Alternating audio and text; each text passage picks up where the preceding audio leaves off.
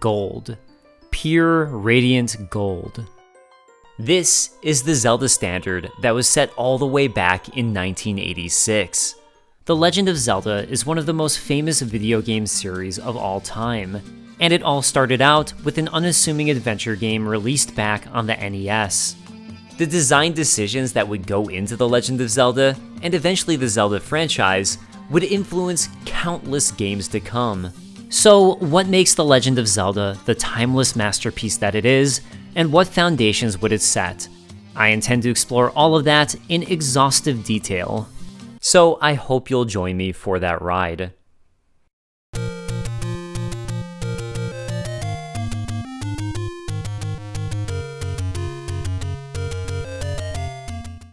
Before diving into the game mechanics, let's start with some development history, as I think that helps add flavor to the choices that would be made. The geniuses behind The Legend of Zelda were the very same who were behind Super Mario Bros., Shigeru Miyamoto and Takashi Tezuka. Amazingly, for a period of time, these two games were in development at the same time.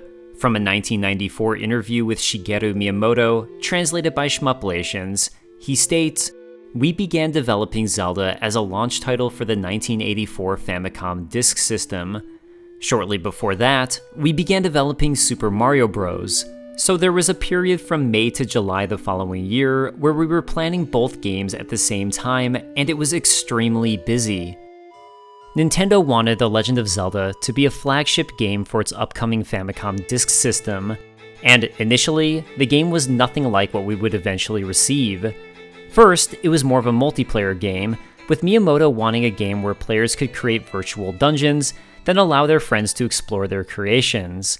However, after a prototype was created, the team behind Zelda decided playing the dungeons was much more fun than actually creating them. According to Zelda 1 programmer Yasunari Soejima, in the beginning there were only dungeons without an overworld. So the team pushed further into dungeons, which led to even more exploration, with many elements inspired by Miyamoto's childhood. The labyrinths were inspired by Miyamoto feeling lost in his family's home in Sonobe, Japan, with its many sliding doors creating the feeling of a maze, and the exploration beyond was inspired by Miyamoto stumbling upon the unknown as a child. As he states, "When I was a child, I went hiking and found a lake. It was quite a surprise for me to stumble upon it. When I traveled around the country without a map, trying to find my way, stumbling on amazing things as I went, I realized how it felt to go on an adventure like this." While Miyamoto states that the ideal for his game would be not to have any influences, he does admit that Zelda was lightly influenced by games like the Black Onyx released in 1984 and Ultima 1 released in 1980. Specifically though, what he found interesting about the games was the character progression systems and the characters growing stronger, but he didn't think the actual gameplay was very fun. As Takashi Tezuka put it in an interview for the official Japanese guidebook to A Link to the Past, "We basically decided to do a real-time adventure game. No one wants to do physical things like pushing and pulling by selecting them from a menu. If they're going to push something, they want to put some force behind it." Shigeru Miyamoto also liked the idea of miniature garden games, which he states he started creating, so the Famicom Disk System, with its saving capabilities, gave him that sensation with players saving their progress and using their own name. Furthermore, he wanted the game to be a totally separate experience from Super Mario Bros. He states, "We started to work on The Legend of Zelda at the same time as Super Mario Bros, and since the same teams did both games, we tried to separate the different ideas. Super Mario Bros. Should be linear, The Legend of Zelda should be the total opposite." Miyamoto also states that all of the ideas for the original The Legend of Zelda were his and Takashi Tezuka's, including the story. Speaking of Takashi Tezuka, it's difficult for me to tell exactly who did what work and which ideas specifically came from which creator. While Shigeru Miyamoto tends to get the most attention behind both Super Mario Bros. And The Legend of Zelda, with Zelda at least, both Shigeru Miyamoto and Takashi Tezuka are credited with being directors, with only Takashi Tezuka credited as a designer. One more interesting detail is in the names of the game's hero, Link, and the titular princess, Zelda. Zelda was named after novelist F. Scott Fitzgerald's wife, Zelda Fitzgerald. While time travel has been a consistent theme in the Legend of Zelda games, it was also originally planned to be a theme in Zelda 1. While this idea was eventually nixed, Link's name came about as he was supposed to serve as a link between the past and future. Finally, something I want to mention is the 1980 Atari game Adventure. From a visual top-down perspective and action exploration standpoint, I'd actually thought Zelda might have been inspired, at least a little bit, by the game, but I can't find any specific references to it as an inspiration, direct or indirect. That was quite a bit of history, but it's the first Zelda game, and it's nice to think about what sorts of concepts were going on in the Zelda team's minds as they worked on their creation. Pop in Zelda, and players will immediately be greeted by what's actually quite the extravagant title screen for the time. Players will see the Triforce, a sword, and a waterfall, all while Koji Kondo's incredible Zelda theme begins playing. This title screen is a fantastic representation of what's to come. The waterfall in the mountains invokes the idea of adventure. What's beyond the mountains? What's at the bottom of the waterfall? The sword immediately showcases the medieval fantasy setting and the idea of action.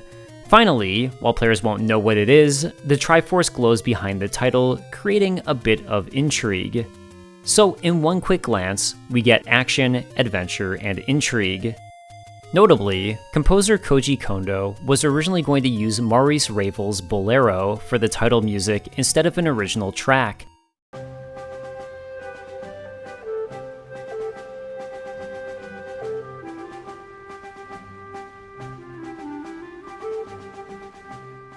But thankfully, the track turned out to not be in the public domain yet when the game was created, so in one day, he wrote the title music, which is incredibly memorable, original, and a huge step up to my opinion.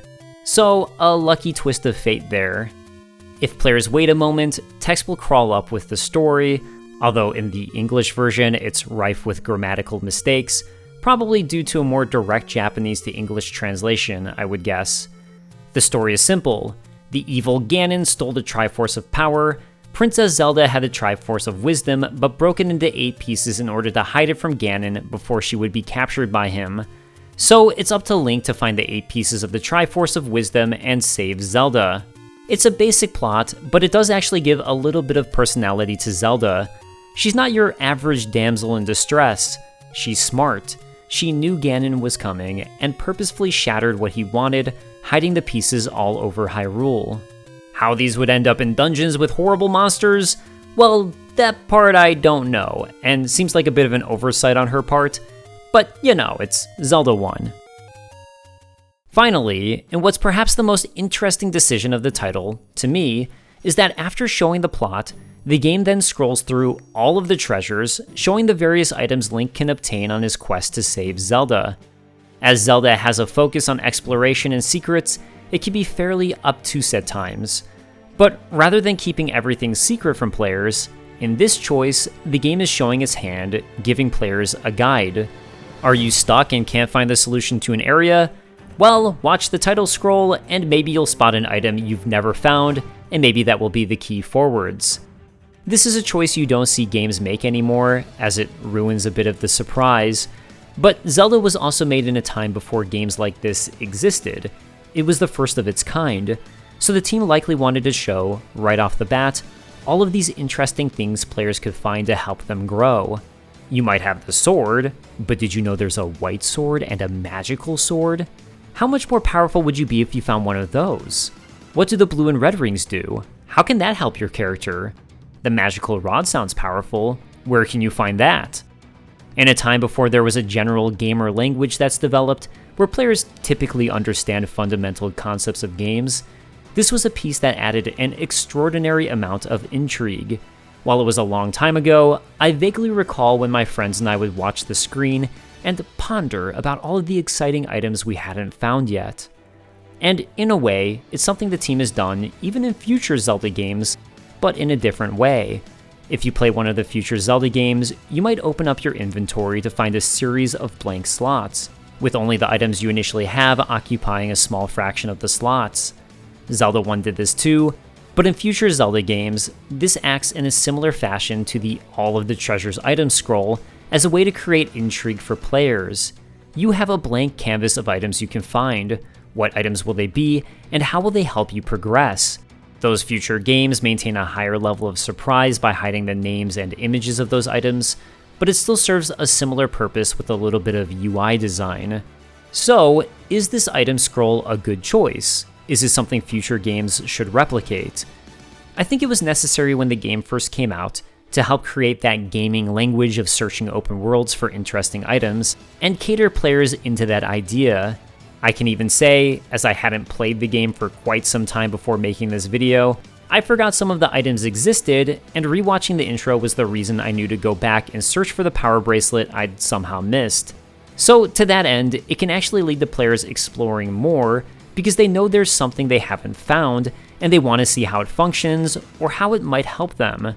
It's like having a treasure map, and even though you know there's a chest of gold at the X, finding that X is the fun you're having. But it does take away, for me, a little bit of that special feeling in finding something brand new you had no idea about, which is probably why you don't see games doing this anymore. Yes, it potentially leads to exploration, but it takes away from the mystery of what else is out there. Games have evolved a lot since the original Zelda, and even if there's a treasure map idea like this, it's likely to be found in the actual game rather than the title. So I think it's a good idea, and one that was great for its time, because who doesn't love a good treasure map, but also one that has evolved to be more in-world as games have come along, and I think that's a good evolution. One more note on this section is that there's a couple Zelda 1 prototypes that have been found. The earliest of these prototypes was from December 28, 1985, so around 2 months before the Japanese release. This prototype didn't have the All Treasures sequence play, meaning this was a later addition. So either this was always intended, but the team hadn't gotten around to it by then, or it was something that was added after testing and concerns that players would need more of a push to understand the game. I lean towards the latter being the reason why, especially considering a quote from Shigeru Miyamoto in an interview with Superplay magazine. After being asked if he remembers the date The Legend of Zelda was released 17 years later, he responds, "Yes, I remember that we were very nervous because The Legend of Zelda was our first game that forced players to think about what they should do next. We were afraid that gamers would become bored and stressed by the new concept. Luckily, they reacted the total opposite. It was these elements that made the game so popular, and today, gamers tell us how fun the Zelda riddles are and how happy they become when they've solved a task and proceeded with the adventure. It makes me a happy game producer." So, after the success of Zelda 1, I'm sure for future iterations, the team likely didn't think they needed to nudge players with this treasure map and decided to keep these things as more of a secret. Click Start into Zelda, and players will come to a brand new feature of console games, something that was available on computers, but never before seen on the NES, a save system. I do have to wonder if Zelda would have been developed to the scale and concept it was if it didn't have a save system. Prior to Zelda, and even after, games on the NES, and even Super Nintendo, included a password system rather than a save system. So, there was a way to continue where you left off, just more cumbersome. But beginning with the Famicom Disk System, saving was now a possibility, and I think it's likely that's part of what led the team to see what they could do with a larger adventure and the new capability to save. Whereas many games include saving as a feature, I think it's possible that Zelda came about, in part, due to the advent of saving, and as a way to focus on and show what could be created with it.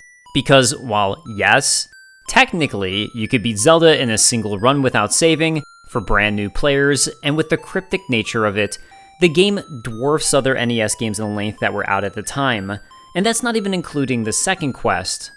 While Zelda was first released for the Famicom Disk System in Japan, it was ported over to North America where this peripheral didn't exist.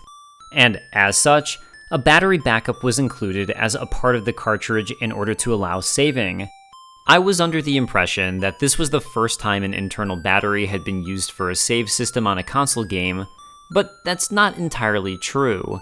There were a few console games released before Zelda that included the ability to save, and just a couple months before the release of Zelda on the NES, the Famicom would get its first ever battery backup save game, Mirai Shinwa Jarvis. However, Zelda 1 was the first NES game with a battery backup save, and it's by far the most prolific game. If you're curious, by the way, because I was, Dragon Quest released before Zelda on the Famicom, but used a password system in Japan. The NES port, Dragon Warrior, did include saving, but that was ported stateside in 1989, a couple years after the North American NES release of Zelda.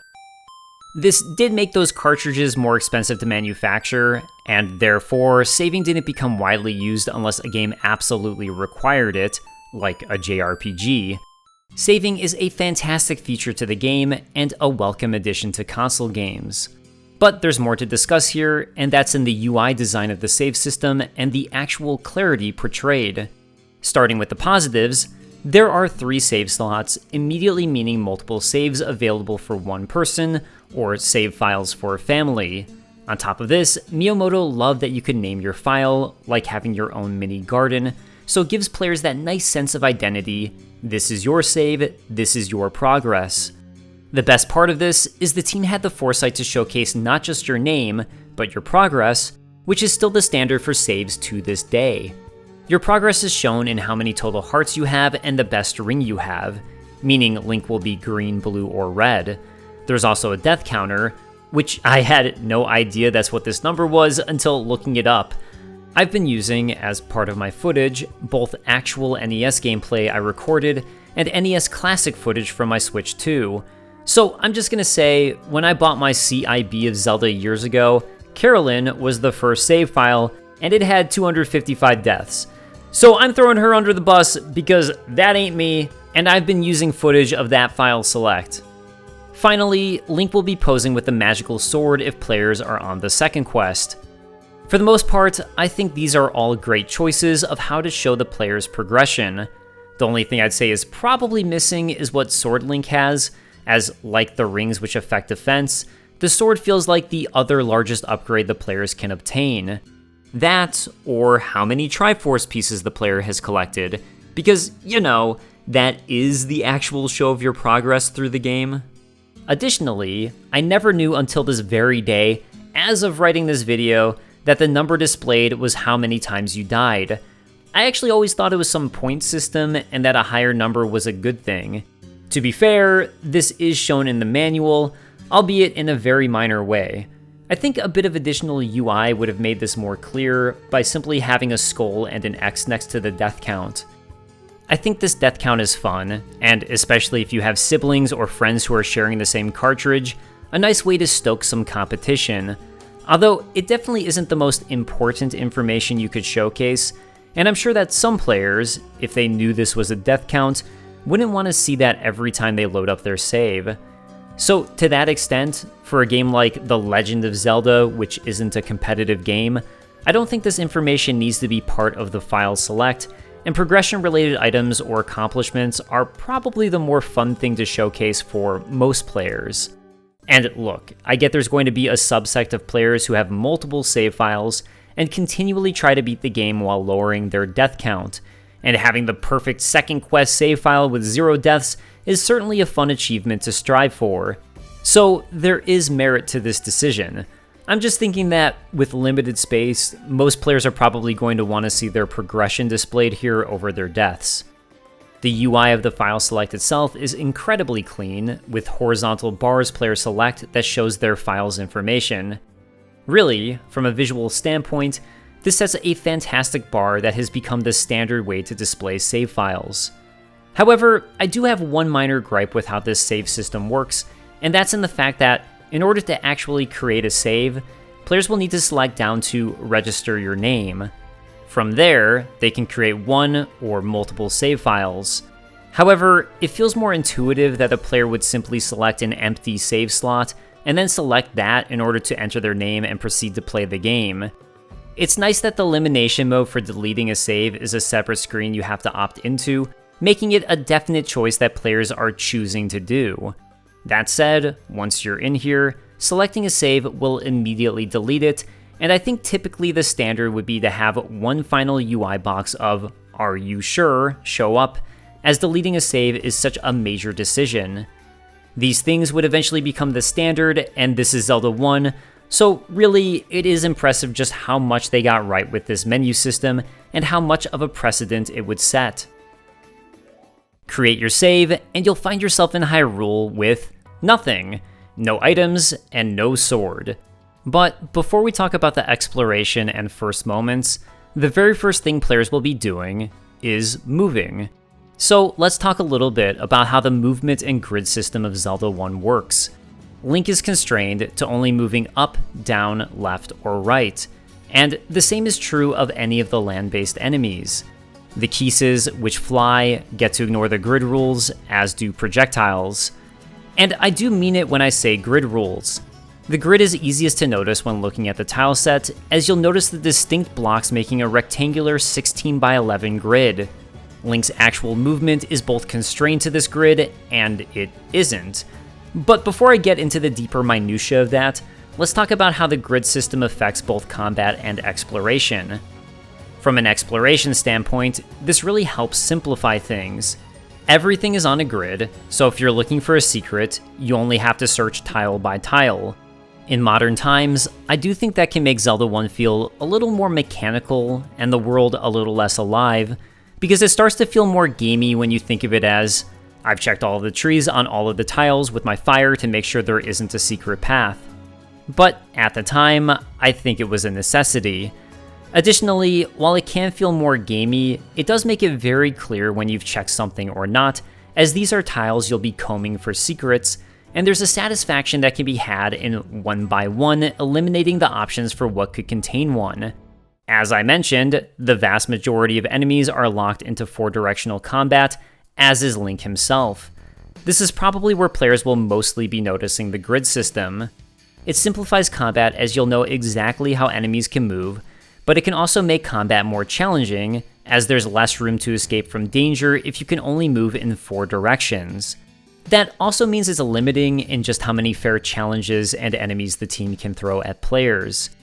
So I think that's where combat in Zelda 1 can feel pretty stiff, and is something that I think is definitely improved as Link's movement is opened up in these top-down Zelda games, from Zelda A Link to the Past and onwards. Even the Game Boy games, like Zelda Link's Awakening, include diagonal movement, probably for this reason. There is something to be said for the simplicity of grid movement, and I'm sure there is a subsect of players who enjoy Zelda 1 for exactly that. But I do think, since projectiles are allowed to move diagonally, it makes sense to me that Link should be able to move diagonally as well.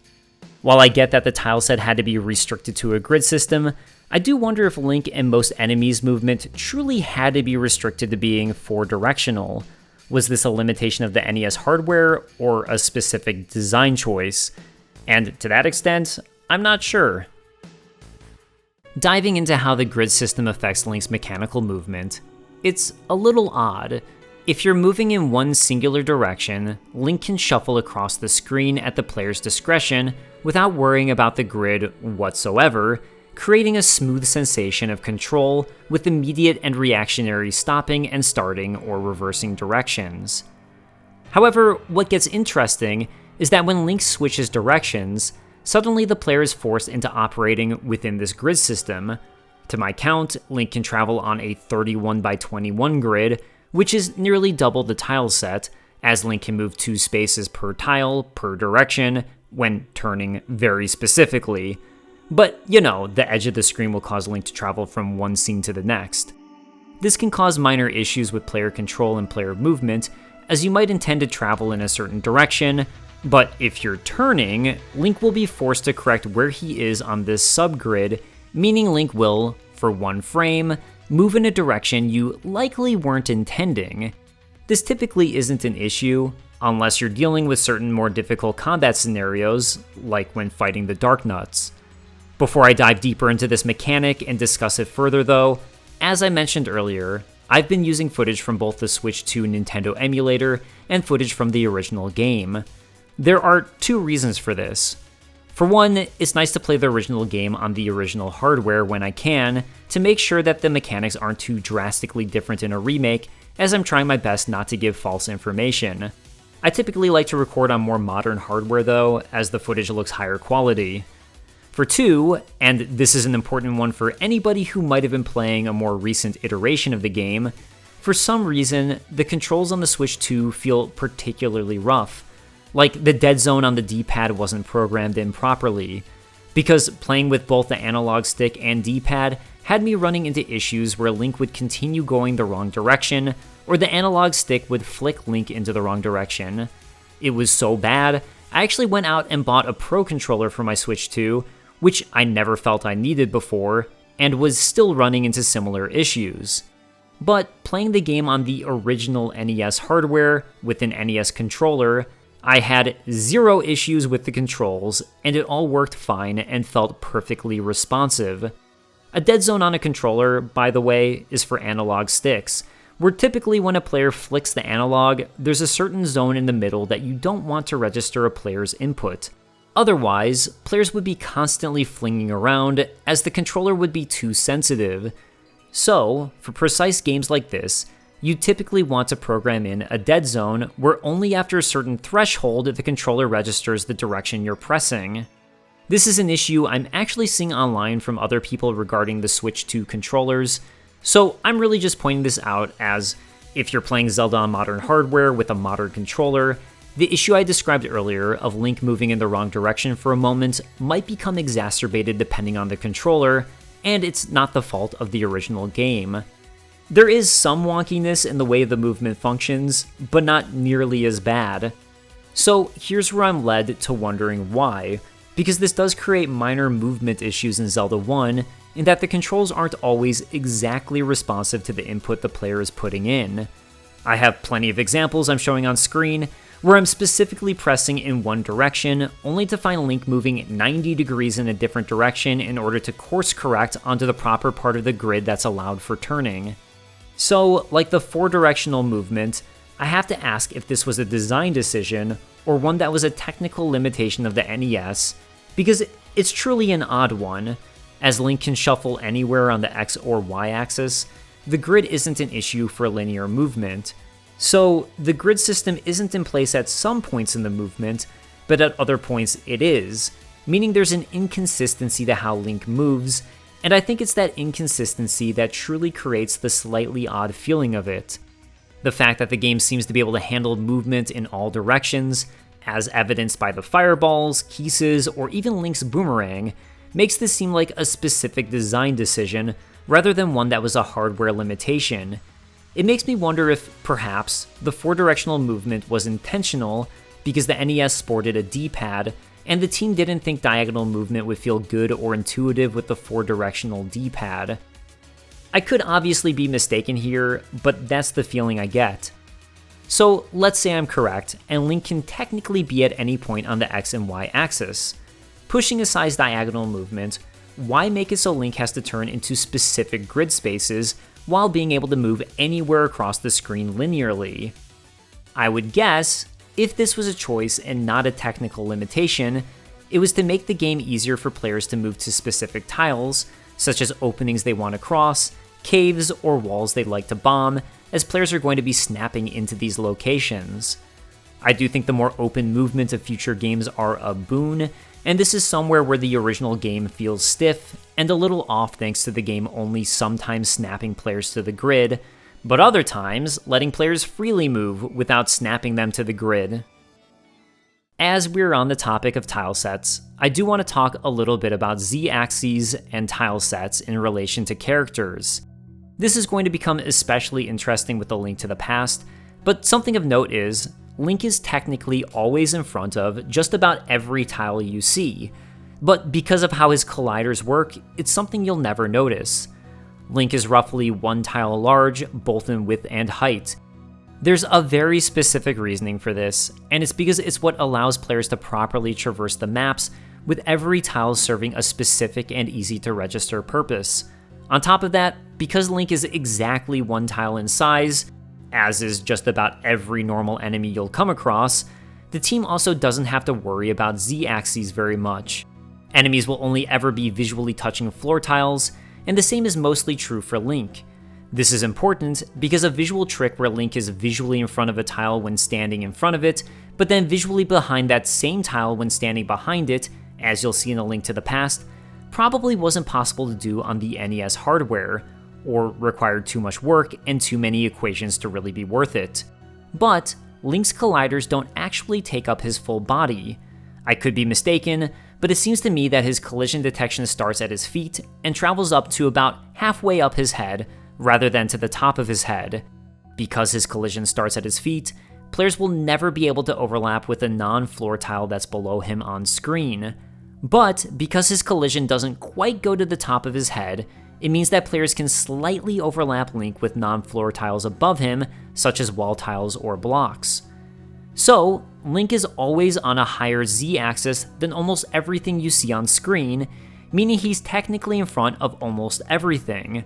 But because of the way this collision is programmed, it sells the illusion that Link is in front of things that are above him on screen and behind things that are below him.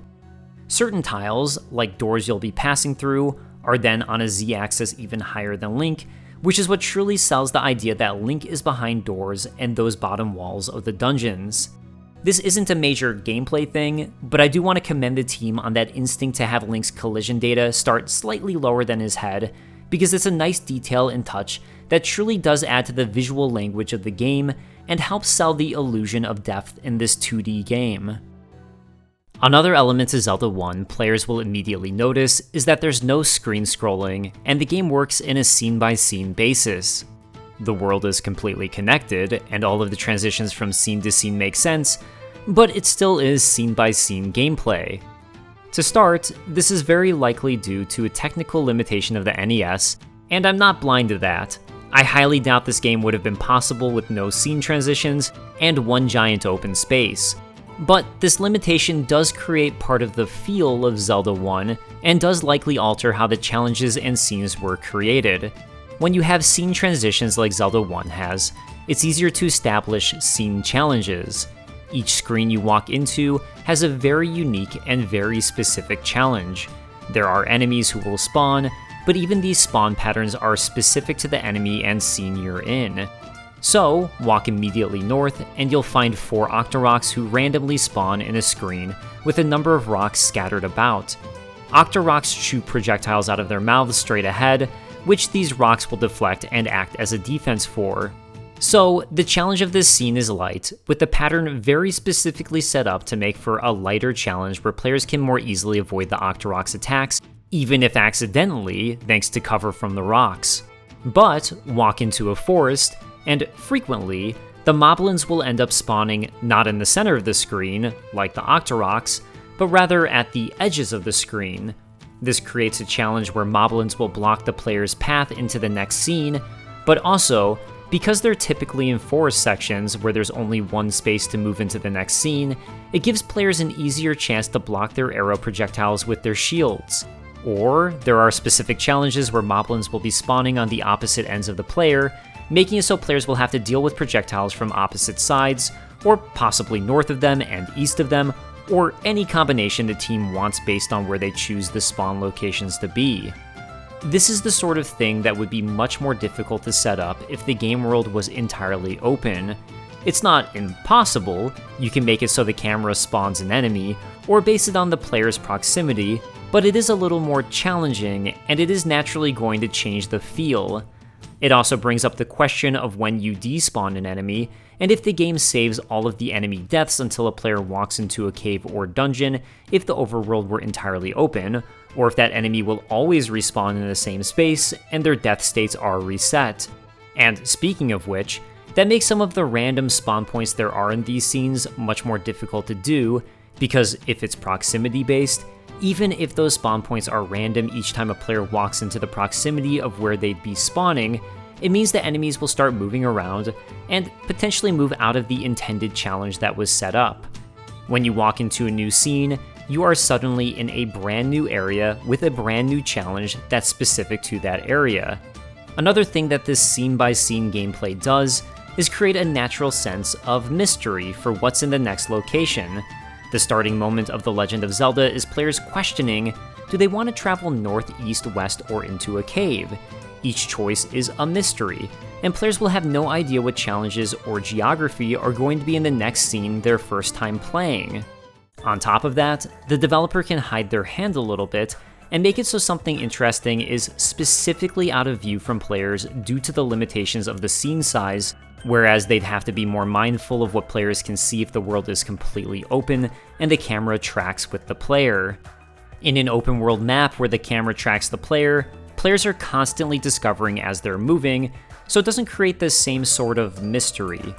I don't think one approach to design is the correct or better way, but I do think it's important to establish that they both have pros and cons, and I don't think of Zelda 1, or any of the Zelda games that utilize scene transitions, as being lesser for having them. As I established with scene transitions, it's easier to create very specific challenges or gameplay beats you want the player to experience. It also creates a sense of mystery and wonder for what's going to be beyond in the next scene before players have ever entered, creating perhaps a larger sense of exploration, because everything beyond the scene you're currently in is an unknown. The pro of a fully open world design is that it's visually appealing to see everything in front of you. You'll never be required to transition between scenes, so everything is much more fluid. It also gives enemies the ability to chase after players through what would be multiple scenes in a natural way. But, for better or worse, it makes it easier for players to completely avoid challenges if they choose, and go around them or bait enemies away from where they intend to go. For some, that openness, creativity, and allowing the players to carve their own path will be the ideal. For others, more crafted challenges and mystery will be the ideal. If you want to see what your preferences are, Zelda Link's Awakening on the Game Boy has scene transitions, whereas the Zelda Link's Awakening remake on Nintendo Switch has no scene transitions. There's also middle grounds here. Zelda A Link to the Past uses scene transitions, but scenes are much larger. So, as I noted with the enemy setups, the Zelda 1 team tried to work within the limitations of scene transitions to create interesting areas and challenges that were each unique.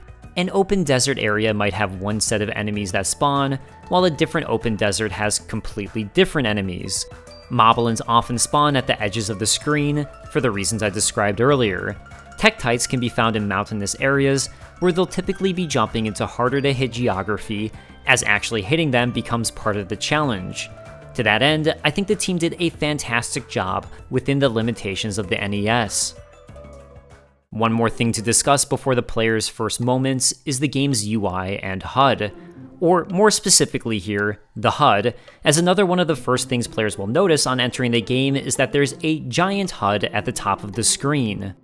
The HUD displays how much health the player has, which 2 items are currently equipped, how many rupees, bombs, and keys they have, and finally, a map of either the overworld or current dungeon they're in. A question with any HUD becomes, what information is actually necessary to display? Because ultimately, even a game like Zelda 1 could have had a smaller HUD with more screen real estate. Take a look at Zelda 2 for comparison, where there's no map and everything is condensed, making it so the HUD only takes up 1 tile space vertically, instead of Zelda 1, which takes up 3 tile spaces vertically. That means Zelda 2 is 13 tiles in its height, whereas Zelda 1 is 11 tiles in its height. I think health, items equipped, and rupees are probably the most important information players will be wanting to see at all times. Keys are an interesting one, because they're only truly important in a dungeon, yet they're constantly on display. They are important to keep track of in dungeons, as there's so many locked rooms, especially in Zelda 1, but A Link to the Past had a nice quality of life change, where keys were only shown in dungeon. That said, considering every key works in every dungeon in Zelda 1, and players can buy keys from shops, it does function a little differently, so that does justify why players might want to always be seeing that stat. Bombs are a similar beast, in the question becoming, should players always know how many bombs they have, or is it only important when bombs are actually equipped? As bombs are a regular enemy drop, I'm sure that's why the choice became to always display the number of bombs, and I do like this choice for Zelda 1, but my point really is, these are the questions that the designer is going to need to ask and contend with. Showing the sword in the HUD was probably unnecessary here, because it's always equipped, and the button pressed to use it never changes. This does serve as the way to show which sword you have, but this could have easily been relegated to the pause menu. Zelda Link's Awakening, where players can unequip the sword and freely equip whatever they want into either item slot, has more true purpose for showing this here. That's probably why some latter games, like A Link to the Past, remove this from the HUD, although it does create clarity for new players, which could be why games like Ocarina of Time return to showing the sword in the HUD. For Zelda 1, as the HUD is the size it is, I think showing the sword here makes sense, but with a cleaned up and smaller HUD, like A Link to the Past, or even Ocarina of Time, this information feels unnecessary to me, and like something that didn't need to take up screen real estate. The most interesting choice here was in displaying a map at all times in the upper HUD, because really, the map could have only been shown when players pause the game and want to take stock of where they are. This is the choice that future Zelda games would make by having a dedicated map button. So let's talk this over. With the map in the HUD, players will always have somewhat of an idea of where they are. So, to that extent, it helps eliminate player confusion a little bit, and can help players reorient themselves to a certain extent. The overworld map doesn't show any particulars, but if the player found something interesting, a riddle they can't solve, or a dungeon, they can quickly mentally note around what area on the map they were where they found the interesting thing. The dungeon map is perhaps the most interesting bit here, because in the UI, the actual map of the dungeon will show up once players find a map item, and the location of the Triforce shard once the compass is found. But pause the game, and players will see a totally separate map that shows where they've been, charting their actual progress. That makes for two distinct dungeon maps, which can help players not retread over old ground, or bomb a wall they don't need to, with the map they're slowly creating on their own. So the pro of this is, of course, convenience.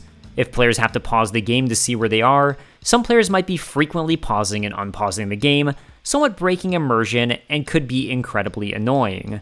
The consistent map also helps prevent players from getting too lost, which is likely something the team working on Zelda were incredibly worried about, as Miyamoto has frequently discussed just how unsure they were of how much audiences would resonate with this much more open game design. But the con is, so much of the HUD real estate is taken up by a map, the main game screen is going to be that much smaller, and having the map, period, also takes away from a bit of mystery in the overworld, because players will know where the edge of the world is and just how large in size the world is. I'm a little split on this myself, because I didn't really find the overworld map that important. It's a nice little thing that it's there, but I would have been fine having this relegated to being in the pause menu. The dungeons, though, are a different story. I was regularly glancing up to reference the map in order to decide if I should try wasting a bomb on a wall to see if there was a secret passage, as it would show me if I was on the edge of the screen or not. It was also fun to compare the normal map to my progress map and see where I'd already explored and still needed to go. At the same time, though, I think I would have also been fine with the secondary map only appearing in the pause menu. Or, you know, those two maps overlapping, with a certain color showing rooms that have been explored and another color showing unexplored rooms. So I do think purely from a HUD size standpoint, the map could have been eliminated from the main HUD and relegated to only existing within some separate menu. At least to my preferences, as there's no right or wrong answer here. However, there's more to the story of this HUD, and I suspect the team, early on, decided the game should be on a 16:11 grid, making the world have a widescreen aspect ratio. So, as that's the case, no matter what, they're ending up with this massive HUD at the top of the screen. And to that extent, if you're looking for things to fill the HUD with, the map is a fun addition here. Speaking on maps more broadly, it's also a very specific choice to even have a map. The team could have chosen to have no maps whatsoever and allow players to get lost, but also need to fully pay attention to where they are, where they're going, and where they have been. Trading out the convenience of the map can actually create a more immersive experience because players have to truly learn their whereabouts. The larger a game's map and world gets, though, the more useful a map is, and the more challenging not having one will be. Or, in another choice, players create their own maps, similar to within a dungeon, or have to find map pieces, which is a little more similar to modern Zelda game design. By including maps, the maps create a very unique differentiator between dungeons and the overworld. In the overworld, players always know where they are, but as it's so large, it can feel like more of a general sense of knowing where you are. In dungeons, players can track their route, but also find a true map that shows them everything. The map also serves as a nice reward players can find inside of dungeons. I think I tend to prefer no maps or creating your own as you go, because they immerse me more into a game on a personal level. I especially like building out my own map, as it leads to yet another sense of accomplishment as you're tracking your own route. On top of that, for exploratory-based games, it can help make it more clear where you've already explored and where you haven't. So this really does come down to preference, and what type of experience the developers of the game are trying to get the player to have. With Zelda 1, and the team so focused on trying to ensure players understood the game, I think having a map from the get-go was the correct choice. It perhaps takes a little away from total mystery, but you can also think of it as Link already had a map of Hyrule starting the game. Coming back to the HUD, probably the most notable aspect of the HUD immediately is the giant black bar going across the top of the screen.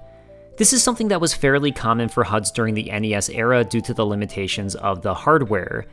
It wasn't impossible to have HUD information at the top of the screen.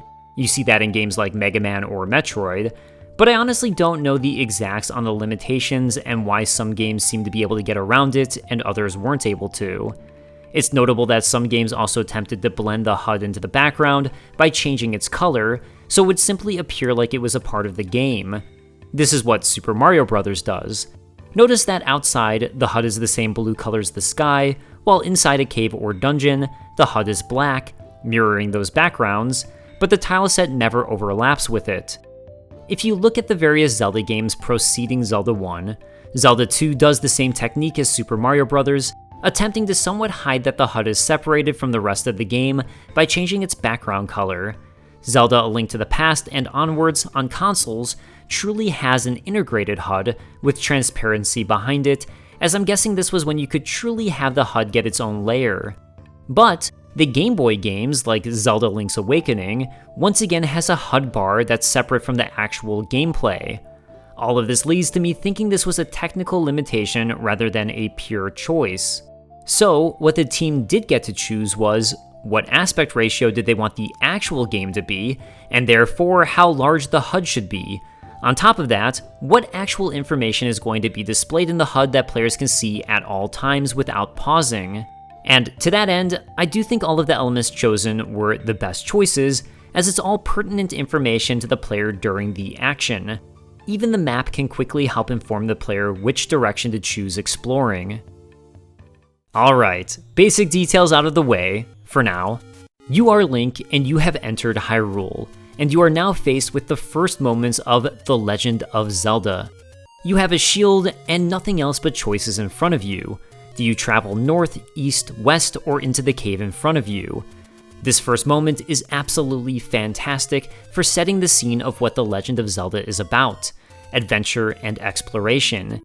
Immediately, this isn't a linear game like Mario. Should you choose to explore in a direction that isn't the cave, and therefore without the sword, you'll quickly discover monsters who you'll have trouble dealing with. But if you die and choose to continue, so long as you aren't in a dungeon, you'll always return right back here to this first screen. While that might be a little frustrating once you get further into the game and don't want to always be respawning at the beginning, this is a fantastic feature that elevates this first moment. What it does is ensure that players who explore too far away without a sword who ends up dying will return here and be very likely to choose another one of the paths to explore. Even if you aren't immediately enticed to explore the cave in front of you, you'll never be able to stray too far from that initial sword.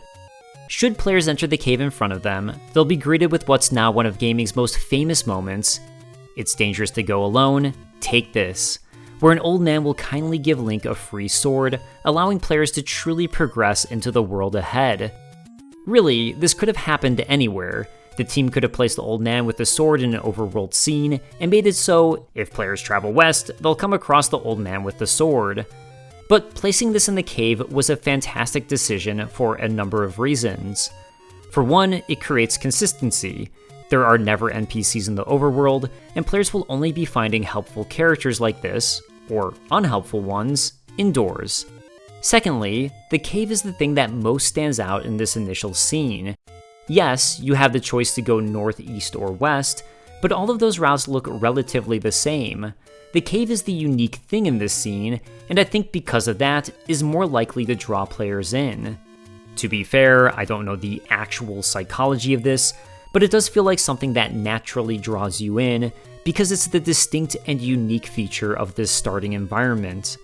So truly, these first moments fantastically set the player up with the expectations of what the game is going to be about. You're in an open world and can freely choose where to go. There will be secrets you can find with fantastic rewards that will help you along the way.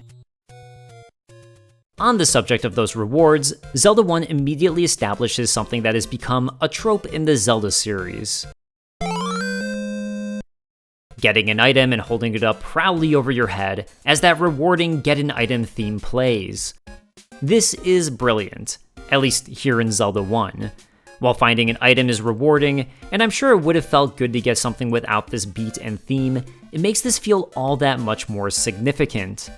As the team wasn't sure how people would take to this open-ended exploration concept, by doing this, it makes the act of exploring and finding something feel that much more important. For a new player who might be wondering, what do I do in Zelda? You're immediately answered with one of your goals by this in-game experience. Explore and find a new useful tool. To play devil's advocate though, for a moment, let's discuss the negatives of this choice. For one, it stops the game. Once you get an item, it immediately pulls players out of the game to show them what they just got. For two, it takes away a little bit of the mystery or puzzle solving in a sense.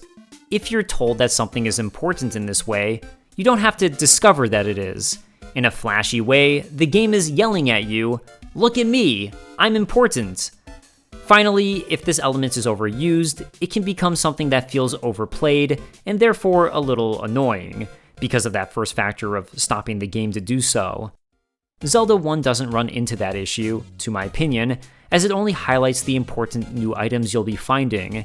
If there were, say, 30 swords, it'd be pretty ridiculous to constantly stop you to congratulate you for finding one every single time. But that's not the case here. As far as the element of surprise that these are important tools, I don't think that's what Zelda is going for here. So, what we get is something that helps truly highlight how special it was that you found something new, making it all the more exciting when you find any new tool, with the game highlighting its significance. Sword in hand, we can finally properly explore Hyrule. So let's talk about how combat functions in Zelda 1, starting with the sword. Rather than slashing his sword, like future iterations of Zelda would see Link do, Link will stab his sword forwards, with the sword remaining out for a brief amount of time. So, Link can only attack directly in front of him. However, while the sword is out, players can actually reverse their direction 180 degrees, so he'll be attacking in the opposite direction. Players can't spin 90 degrees, and this only works 180 degrees. After attacking, there's a brief cooldown period where Link can't attack again, so players can't rapidly attack with the sword. That cooldown is specifically the period of time it takes Link to retract his sword. When Link's hearts are full, his sword will also act as a projectile, with a beam shooting out.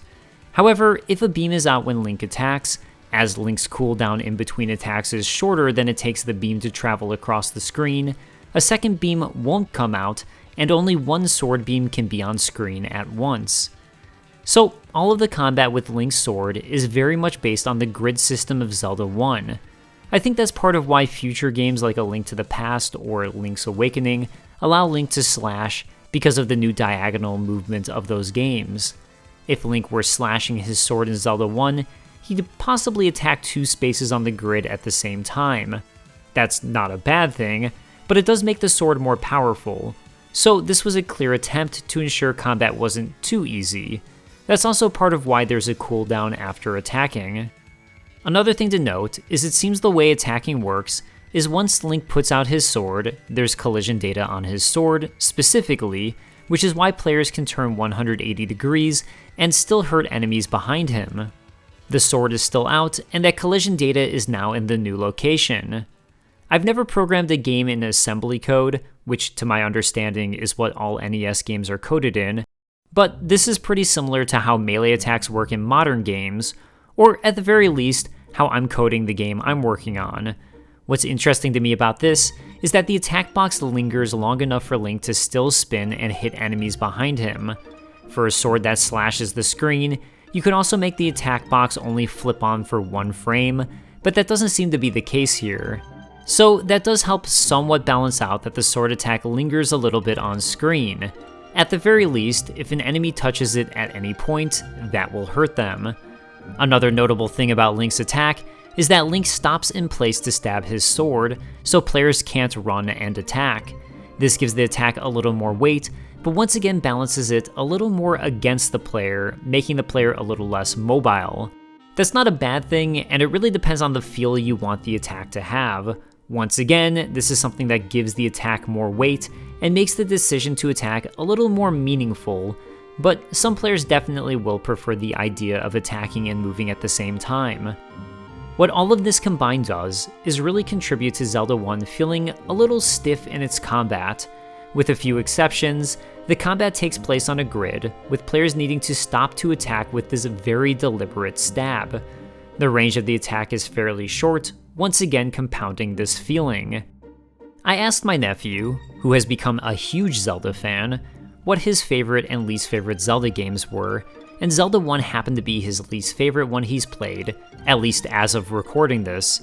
I didn't ask why, but I do imagine this stiff combat is likely part of the culprit.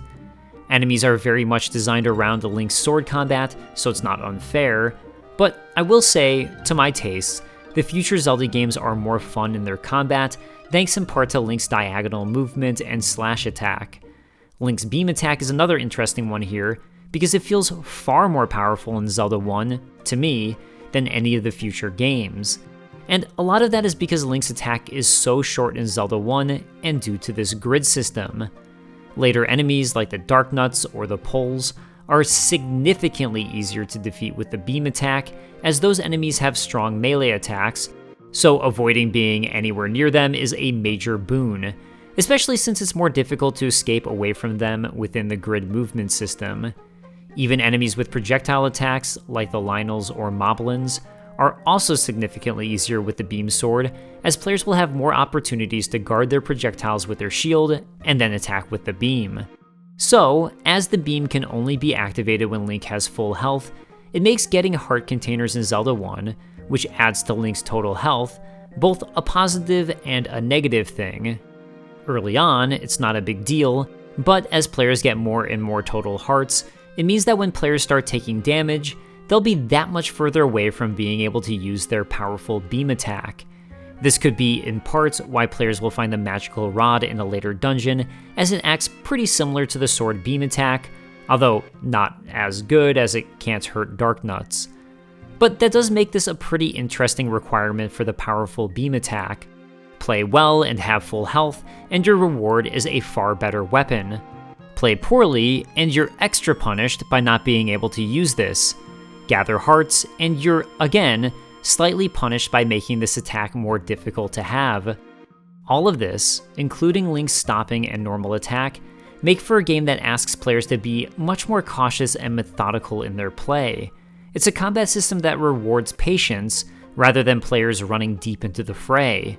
That doesn't mean it can't be fun to play with a more risky style, but it's not what the game is necessarily saying is the optimal way to play.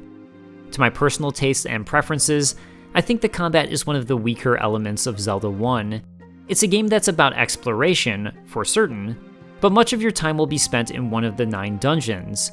I don't dislike the combat here, but I do think future 2D games would refine the combat in a way where it's still not flashy, but it is more fun to engage with. But where do you stand on the combat of Zelda 1? Because maybe the methodical nature of the combat here is exactly what you're looking for. Another important element to combat is how getting hit functions. If Link is hit by an enemy, he'll get knocked back and immediately gain a brief period of invulnerability, often referred to as invincibility frames or iFrames. If Link hits an enemy and they take more than one hit, they'll sometimes get knocked back and sometimes they'll stay in place. The way I'm pretty sure this functions is that if an enemy was traveling towards or away from Link, they'll experience a knockback. However, if an enemy was traveling 90 degrees from the attack, then they'll remain in place when getting hit. Meanwhile, Link's knockback is especially odd. No matter where Link is attacked, he'll be knocked back in the direction he's facing, or directly behind him. So, if Link is attacked from his side, instead of being knocked back away from the attack, which is, I think, the standard today, Link will be knocked, again, forward or backwards from the direction he's facing when getting hit.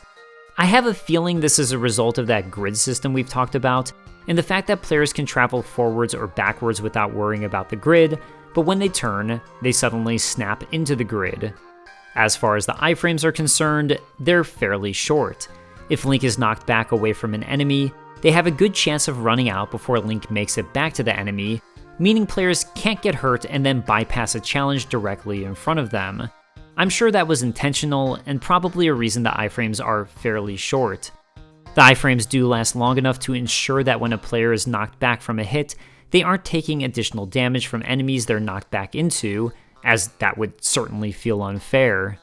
Having a knockback like this inherently makes the player feel a little more fragile, as if they remained in place or had a minimal knockback, that would give off the feeling of strength and power. It's a deliberate choice that will help make players more wary of getting hit by enemies, and make getting hit feel that much more impactful. It also ensures players can't simply bypass enemies by getting hit and walking through them, making for enemy placements on grids act even more as true obstacles players will have to defeat in order to get by. Intentionally, the bosses have no knockback when they're hit, making them feel more powerful. Also, both enemies and bosses have a short period of iframes in order to prevent players from spamming attack and killing them. While Link does have a slight buffer between attacks with retracting his sword, clearly the team thought that wasn't enough and could take away from the challenge. I do tend to prefer when bosses have more interesting systems for guarding attacks instead of iframes, or even simply having more health. But that's my preference, and this is an early NES game where adding more complexity, I'm sure, would have been incredibly challenging and possibly too big for the cartridge or disc.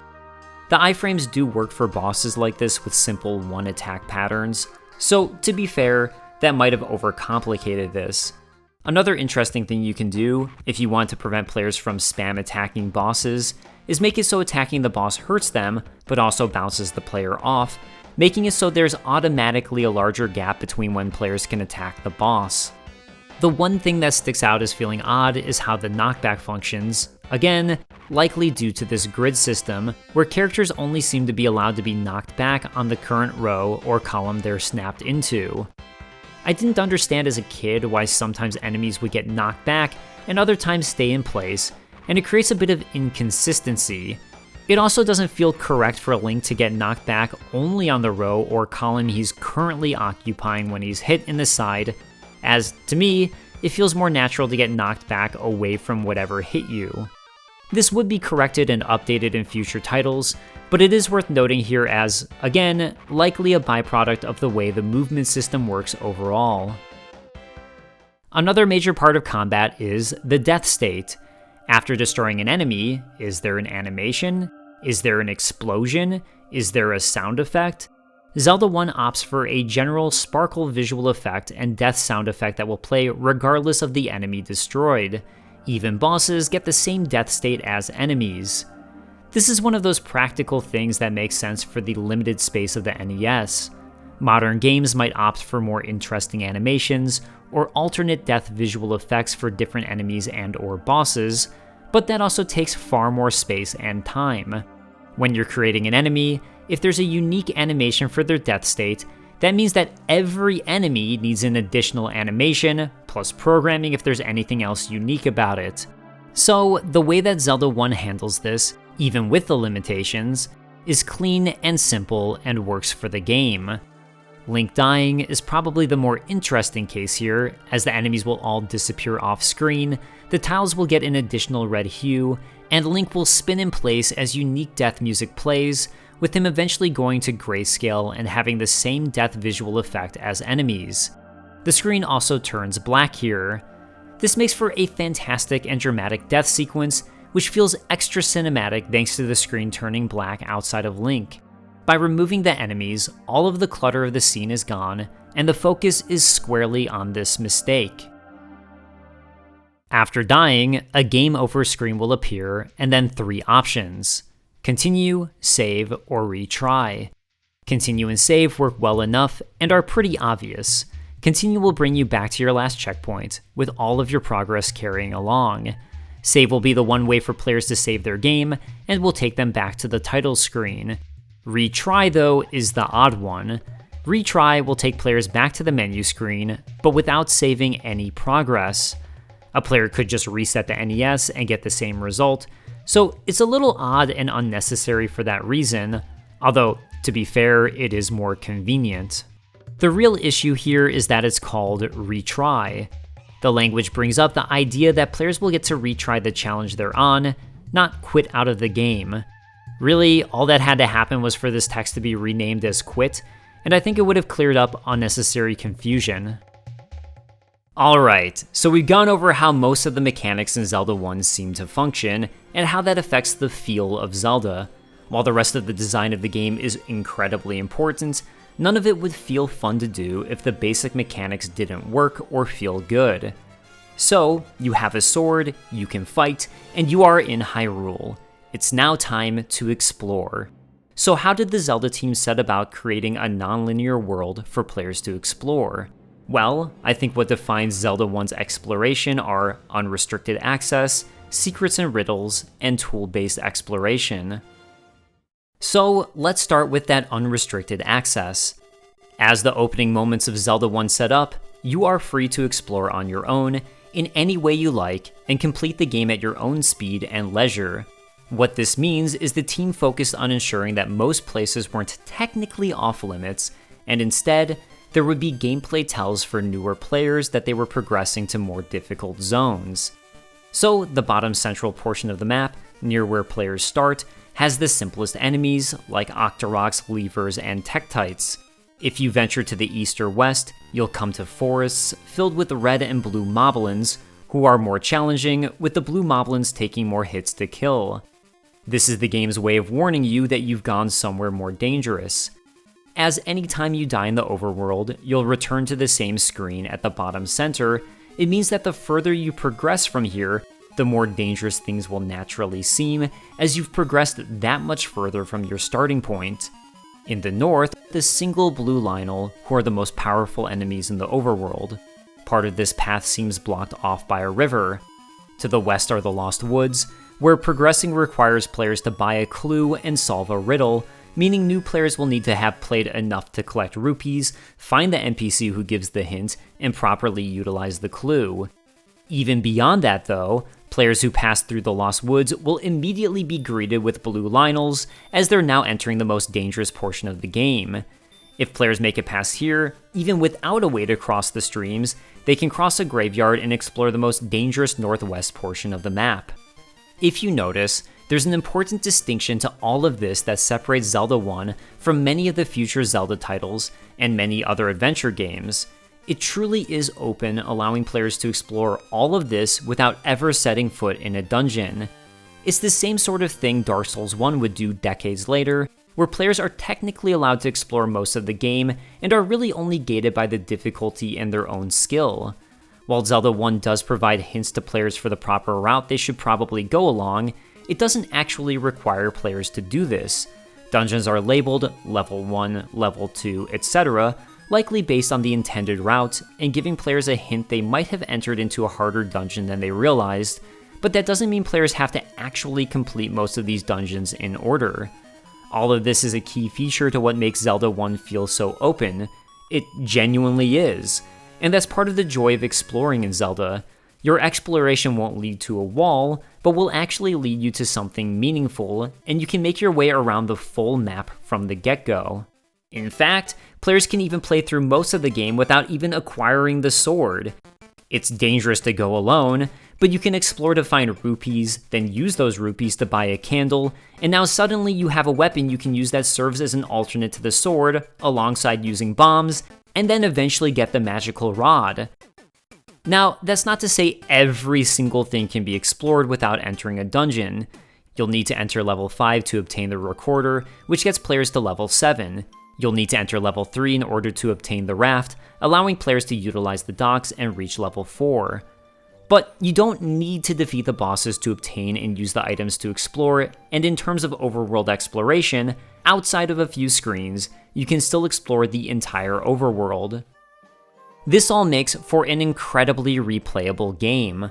Up until Breath of the Wild, Zelda 1 was by far the most open and non-linear Zelda game, and in some ways, it's still more open than Tears of the Kingdom or Breath of the Wild, as players have no required tutorial and immediately start in the middle of a random location with the choice to go north, east, west, or into a cave. That means players can play the recommended path, then play another time and try a new route. It also means every player's first experience with Zelda 1 is going to be a little different, which creates new and different memorable moments for each different player. While players can explore at their leisure, the various dungeons are placed in locations that make sense per their difficulty, meaning players should be naturally stumbling across the intended dungeons, even if the game isn't forcing players to go there. It's gently guiding players through challenge, but still allowing players the freedom of choice. While I'm a big fan of this style of open world and exploration, it is worth mentioning the downfalls of this design choice. For some players, wandering off into an area that's too dangerous and then dying can be frustrating, and if this happens repeatedly and players aren't guided where to go, some of those players are going to get frustrated, have a bad time, and turn off the game. This type of design invites exploration, but it also asks players to implicitly care about exploration, and not everyone is going to, especially if there's no strong narrative guiding them forwards. Dying repeatedly by going somewhere too dangerous is a fine warning for some, and it's certainly my preference for how to handle these worlds, but I don't deny that it's not for everybody. The other major issue with the design choice comes in the form of narrative. On a broader scale, once you introduce a narrative and narrative beats to a world, exploring a truly open world like this can clash with that narrative. I think that's a big reason some games gate progression through narrative moments, rather than necessarily being because they don't trust players. There are certain ways to try to account for this in writing and the narrative structure of the game, but ultimately, it's going to come down to the story you want to tell and how you want players to interact with or experience your game world and story. Zelda 1 doesn't really have much of a narrative beyond reading the instruction manual and or watching the intro scroll, so it's a game purely for the sake of being a game, and that's part of why it works so well for Zelda 1. Looking at the various dungeons, progressing to level 1 only sees players needing to fight off Octoroks and Levers, and it's near the bottom center starting point. But to make it to both level 2 and level 3, players will need to head into the more dangerous forests, where they'll find both red and blue moblins. Level 4 requires a tool from level 3, level 5 can only be accessed by solving a riddle, level 6 can only be accessed by either solving the Lost Woods riddle and making it past a plethora of Lynels, or crossing a northern stream with the stepladder found in level 4 and then making it past Lynels. Level 7 requires the Recorder, which can be found in level 5. Level 8 requires burning Hyrule to the ground, or properly interpreting a hint from one of the NPCs, secret is in the tree at the dead end. Which leads me to another interesting element to the exploration of Zelda 1, secrets and riddles. Zelda 1 is absolutely packed to the brim with hidden secrets in its overworld. From walls you can blow up with bombs, to trees you can burn down with one of the candles, hidden away dungeons, statues and rocks that can be pushed to reveal hidden paths, riddles you'll need to solve to find dungeons, or goodies just within reach you'll need a tool for. There's even a secret path through a wall where players can walk through an area that has no collision data for 100 rupees. The team wasn't afraid to make obscure secrets that were genuinely hard to find, or ones that ask players to comb every part of the map with fire and bombs. Level 8 can only be found by burning down a tree. The final dungeon can only be found by exploding a rock wall with a bomb in Death Mountain. These are the types of risks that I think many developers are afraid to take, because some people might not want to comb every tree with fire to find the way forwards. But because these secrets are consistently found throughout Zelda 1, for me at least, it's part of what adds to the intrigue and fun of exploration. It's also part of what makes it feel fair. If there were only one tree to burn down with no hint as to this being a thing you can do, I think that would make it feel unfair and something where, as a player, you'd have to ask, why would I ever think to do this? But by learning you can destroy walls with bombs inside dungeons, that might lead you to think, what else can I destroy with a bomb? Or potentially lead you to think, wait a second, I have fire. I wonder if I can burn down trees. It's an exploratory loop where you actually are rewarded for experimenting with your different items.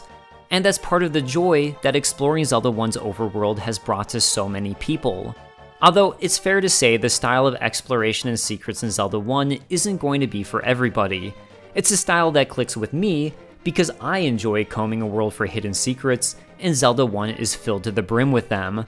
But that's a part that some will certainly find frustrating or annoying. After all, there's no hints whatsoever that one wall might blow up to reveal a cave, while another wall will have no effect from a bomb. There's no indicator which trees will burn down from the candles and which ones won't. And that's something that's really going to come down to personal tastes and preferences. I do think that in terms of the bombs, future Zelda games like A Link to the Past would handle it better, where Link could tap walls and listen for a different noise that would indicate the wall could explode with a bomb. And specifically with bombs, that's because bombs are a limited resource players will need to continue to fill up on after using, so it can be pretty annoying to use a bomb, waste it, and find nothing. As far as the candle and burning down every single tree you find for secrets goes, this one is truly going to be a preference. For some, like myself, it adds a delightful amount of secrets and things to look for. For others, it's going to be annoying to feel like you need to use the candle on every single tree you see. So this isn't a case of what's good or bad design, it's a case of preferences. And because Zelda 1 is filled with these moments, it makes them feel like they belong to me and not feel out of place. They feed into the idea that there's more of the world to uncover and more to explore. And you know, most of the time, these aren't actually required to beat the game. Finding a secret shop with lower prices, rupees, or an extra heart container are nice, but it's not going to be the thing that determines if you beat Ganon or not. The question then becomes, is it better to have it so there's a way to determine there's a secret without trial and error, or is the trial and error part of the fun? As an example, you could have it so there are certain trees that behave slightly different by swaying every now and then, hinting to the player that it's a tree they can burn down with a candle, or that there's something off about the tree. Is that a better design for you? Because ultimately, this is going to come down to what you happen to prefer, and if you like something truly secret, or something where you can cleverly deduce the location. I happen to prefer that games like this have a mix, because that means I can feel good about finding the secrets I deduce, but then the truly hidden ones feel extra special to find. Another series of questions worth asking is, was it a good idea to hide level 7 underneath a pond only using the recorder could uncover? Was it a good idea to hide level 8 behind a tree that needs to be burned down? Was it a good idea to hide the final dungeon behind a wall players need to blow up with a bomb? There are some hints to these things in the game. For example, one old man NPC you'll find gives you the hint, Spectacle Rock is an entrance to death, referencing how to reach level 9. Another one says, Secret is in the tree at the dead end, referencing how to reach level 8. Finally, another says, there are secrets where fairies don't live, referencing how to reach level 7. But I don't think they're all that helpful for someone who doesn't realize you can use bombs to blow up walls in the overworld, or fire to burn down trees. On top of that, some of these translations from Japanese to English aren't fantastic, and are better hints in Japanese. As an example, according to the website Legends of Localization, the original Japanese hint for level 7 states, there's a secret in the pond without a fairy, which is a much better hint indicating players will want to find a pond, rather than the more generic, there are secrets where fairies don't live. Another thing worth noting is that there are more hints in the instruction manual for The Legend of Zelda, like a big question mark on its map over the pond where level 7 is. Or, more importantly, a section that says, Impa recounts Zelda's parting words with, use the candle to burn trees and find the hidden entrance to the level 8 labyrinth. Or, the two huge rocks high on Death Mountain are known by the people as Spectacle Rock. But that's outside of the game, and I don't personally think it's fair to evaluate the game's design based on what hints an external instruction manual gives, or strategy guide, or anything else external. So back to the question about levels 7, 8, and 9, it is notable that these are the final 3 dungeons, and they're the ones that require that extra bit of exploration. So another way to view it is, finding these dungeons are a test of how well the player learned to explore and uncover secrets in Hyrule. So to that end, I actually think the way players find them fits in with the design of the overworld, and found it rewarding to stumble across them. The overworld has been about exploring and uncovering secrets, and that's exactly what you do here. It's not going to be for everyone, and that's the nature of this type of design, but I appreciate the team for going all in on it, and think it made it all the more rewarding for players who do enjoy this style of exploration. Another element to the design is that the tools players find can often aid in exploration. The bomb can blow up walls, the candle burns down trees, the stepladder can help Link cross small rivers or streams, etc.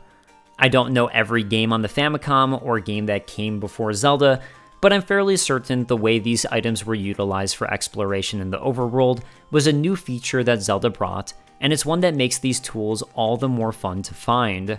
A tool isn't something that will only help you progress through a dungeon, it's now something that can help you find and uncover a new portion of the overworld, a new dungeon, or even a brand new secret that can potentially make Link even stronger, like a heart container. It's another element that creates the gameplay loop of Zelda. Every dungeon in Zelda 1 contains a tool, so exploring a dungeon isn't simply fun because you're fighting off enemies and progressing through the game, it's also fun because you know you'll find a new tool that can help you not only fight off enemies or make Link stronger, but also potentially aid you in your exploration. So explore for dungeons, enter the dungeons, and find tools to help you explore even further. It means that players will actively want to take note of areas they can't access in the overworld or a dungeon, so when they find a tool, they'll know to return to this.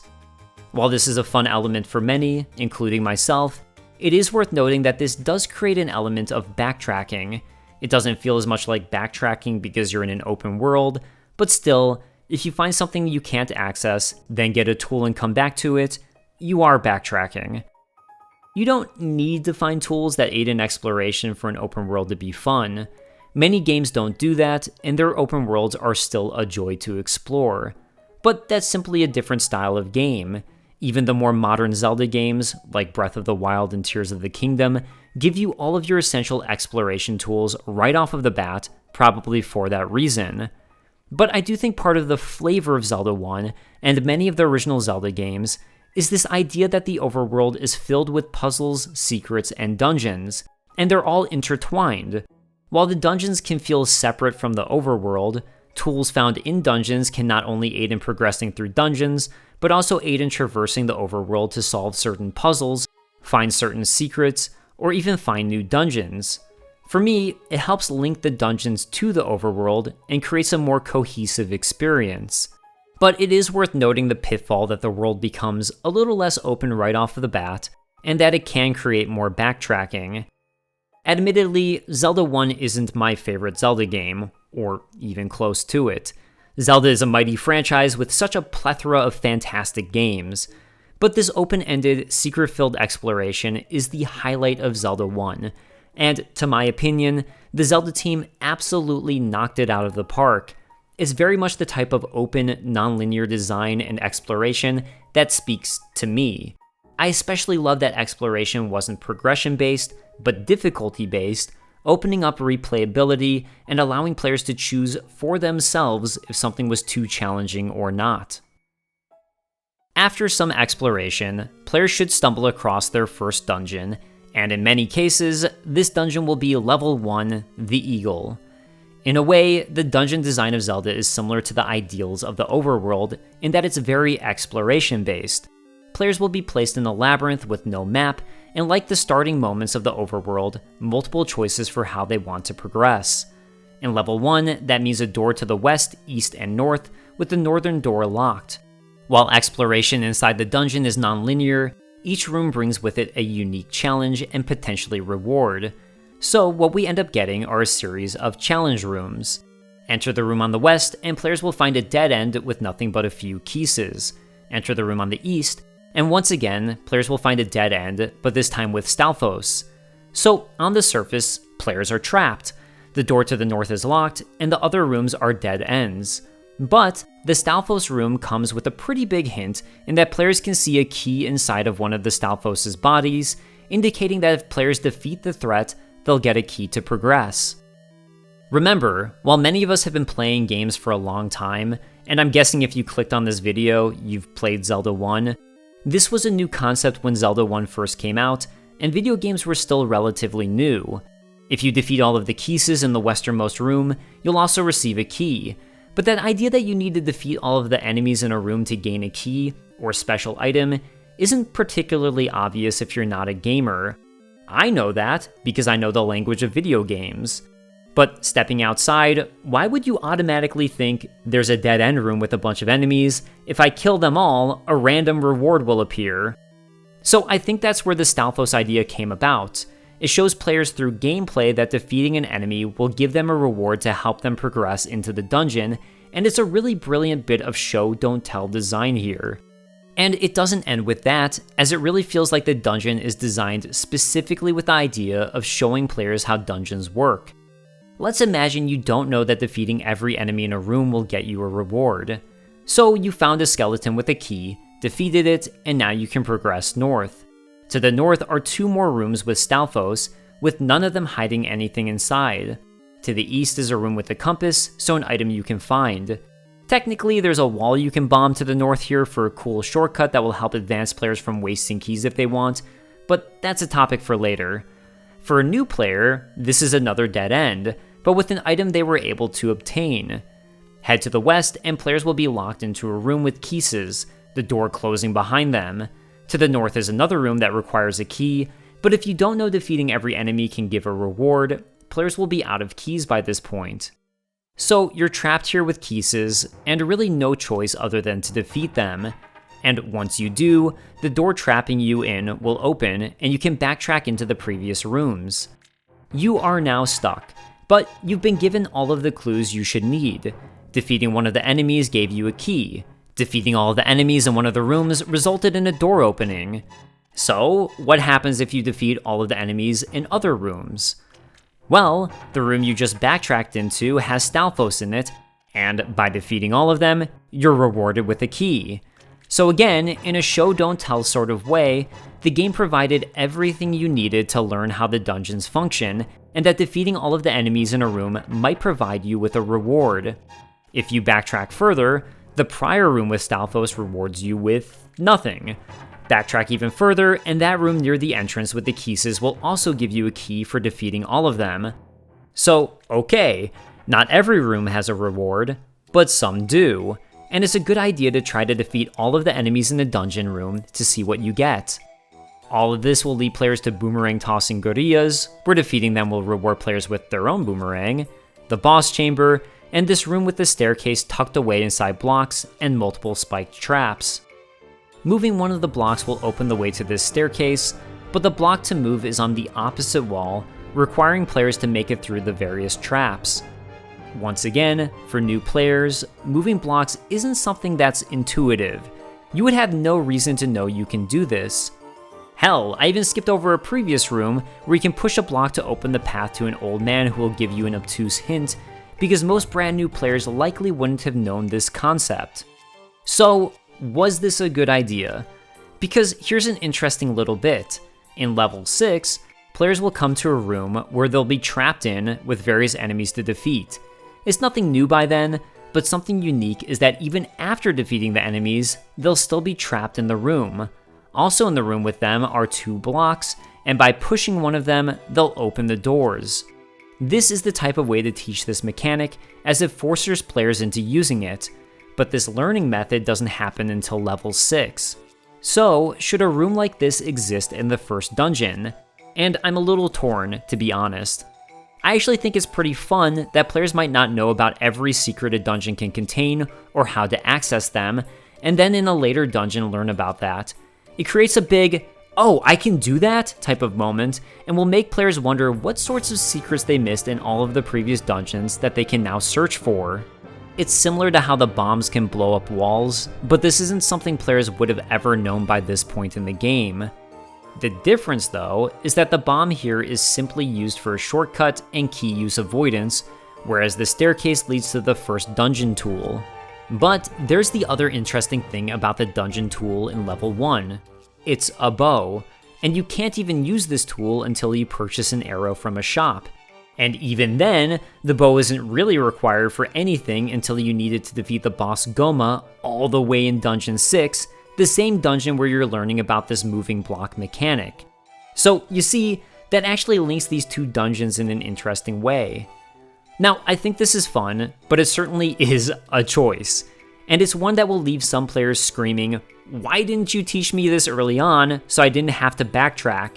It's one that will have other players feeling clever because they attempted to push the blocks on their own without any guidance.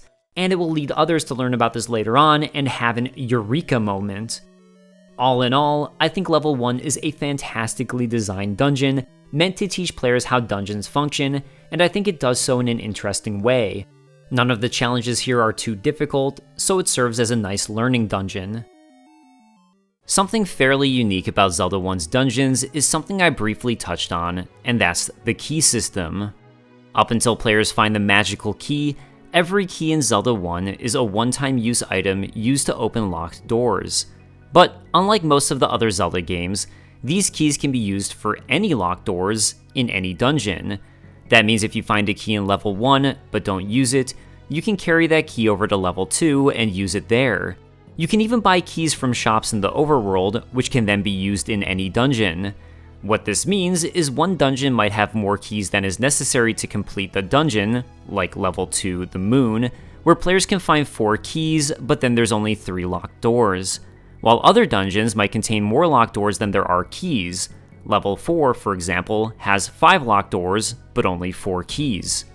While players can find a magical key that acts as an infinite key, it's also optional. Level 9 contains significantly more locked doors than keys, but if players have been cleverly avoiding key usage with bombs, they can entirely circumvent ever needing the magical key, as they can utilize keys found in prior dungeons, which can potentially help players finish the game faster or just in a different way. It's an interesting system that comes with a series of pros and cons. The positive of this system is that it, like everything else in Zelda 1, helps to contribute to the open world game design. Even if players don't have a key they need for a later dungeon, they can purchase one in the overworld. Players can also enter one dungeon, find some keys, leave that dungeon, and then use those keys in a different dungeon to progress there, allowing more freedom and completion. It means that players are less likely to get stuck in one single dungeon, as if they are stuck, they can more easily leave and come back. It also creates an interesting style of play, where players might be looking for ways to get around using their keys, so they can save and hold onto as many as possible. The various dungeons have several shortcuts where players can blow up holes in the walls in order to entirely get around using a key. So, to that end, not only can the shortcut be nice for the sake of it being a shortcut, but it also serves as an additional boon for creative players, as they've wasted one less of this resource. The cons to the system, though, are that, for one, if not done carefully, it could lead to players soft-locking themselves out of completing the game, as they might use a key they needed for one dungeon in an optional room in a different dungeon, and then be SOL. They'd now no longer have any keys, and have no way of getting any more keys. Zelda 1 entirely steps around that potential issue by having it so players can buy keys from a shop in the overworld. So even if players do manage to somehow accidentally do this, which I'm not sure if you can do in Zelda 1, to be honest, it doesn't particularly matter as they won't be stuck. The other con to this system is that it does mean players can potentially avoid solving certain puzzles the developers wanted players to solve in order to progress through a dungeon. Let's say, for the sake of argument, Level 6 is intended to have a number of puzzles or challenge rooms the developers want players to experience, with those then rewarding players with keys for completing them, and that being the way players progress through a dungeon. Well, in the way that Zelda 1 works with this key system, players could find a number of extra keys in all of the other dungeons, and then come to level 6 and finish it by skipping all of the intended challenges, as they have keys to unlock the doors. You could, of course, do the lock every door behind players system, but that's still limiting in its own way if that's all there is.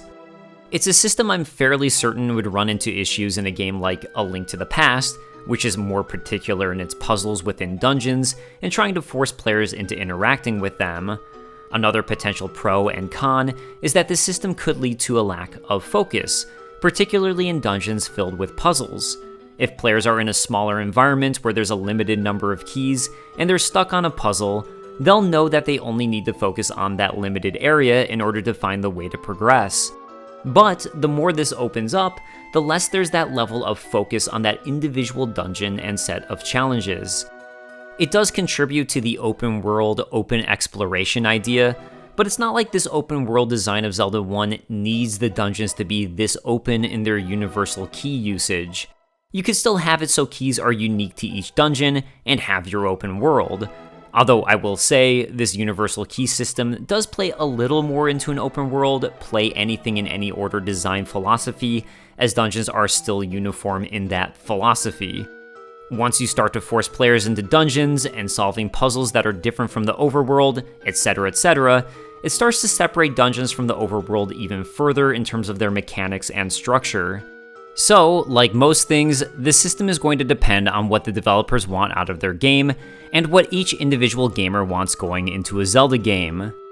I think this universal key system is fun in Zelda 1, and it works here, but A Link to the Past is one of, if not my favorite Zelda games, and I do like that required interaction with the puzzles.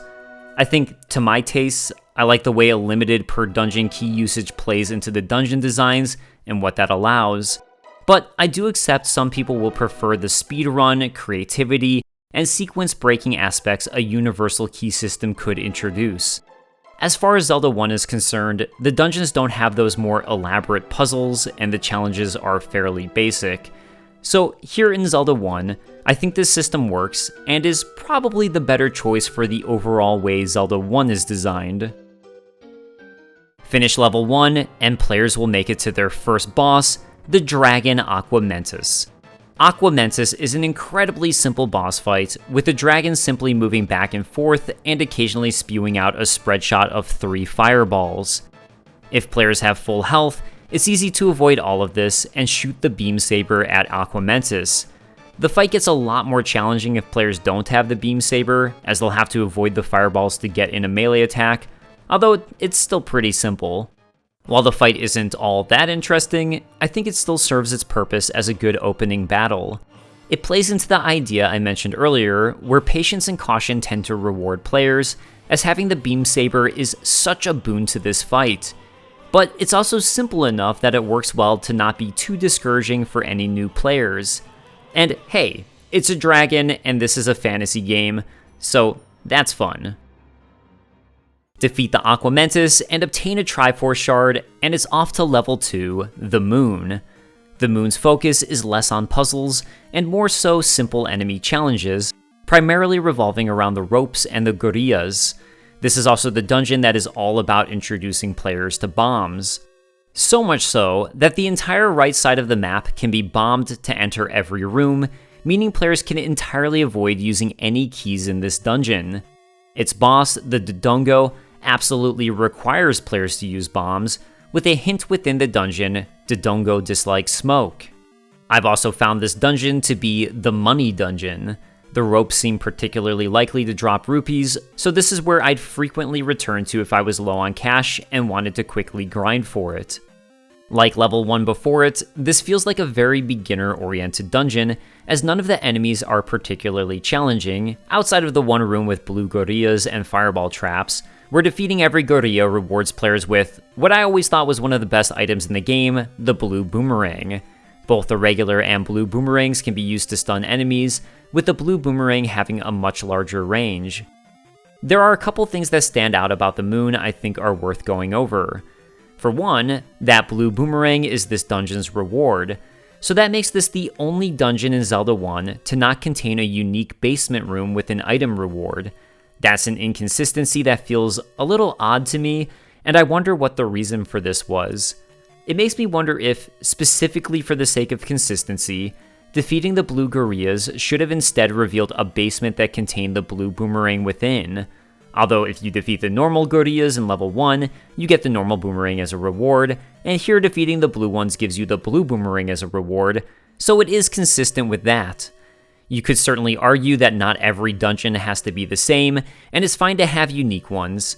And I'd agree with you, but for whatever reason, this inconsistency feels more odd to me rather than a creative choice.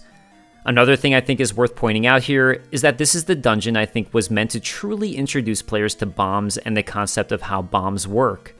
Unlike level 1, bombs are actually a reward for clearing enemies in level 2, and as I mentioned, it's what's used for defeating the boss, with this dungeon also having a plethora of walls that can be destroyed with bombs.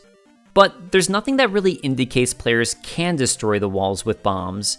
After all, players can access every single room by using keys, and this dungeon even has more keys than locked rooms. Again, it's easy to take for granted, if you've played any Zelda game, that bombs can blow up walls.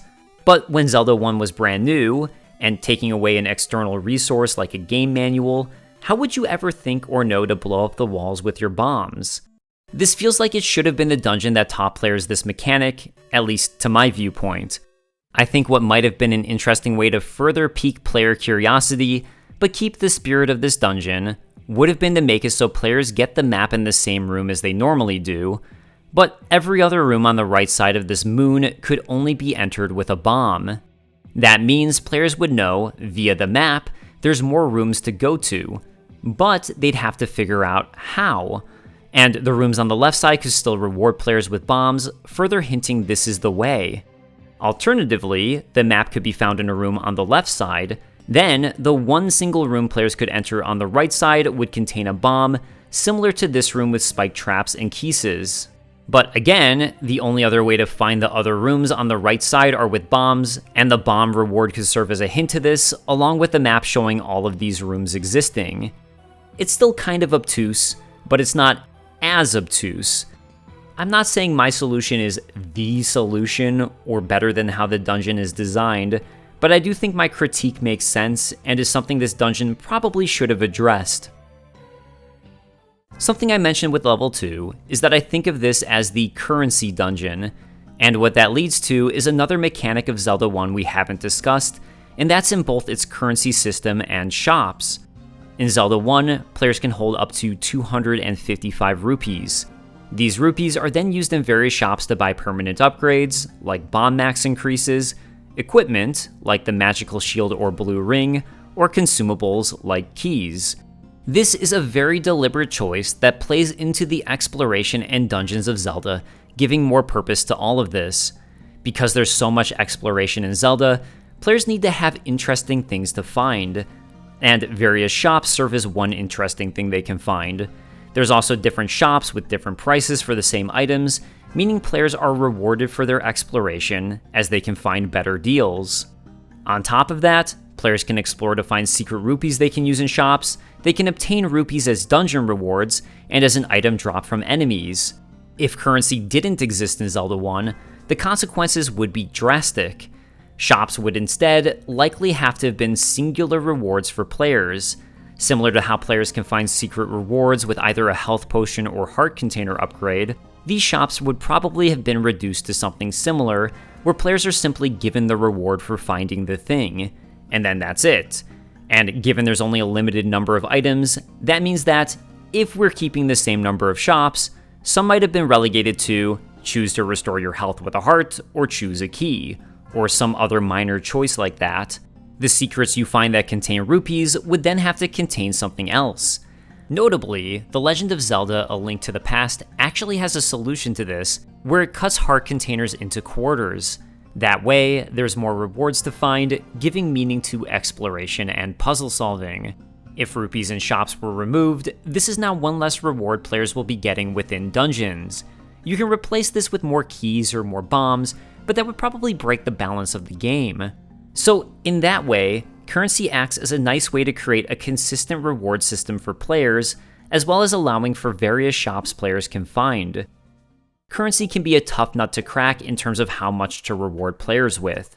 If you don't give players enough currency, it results in grinding and a sense of annoyance as all of the items might feel out of reach.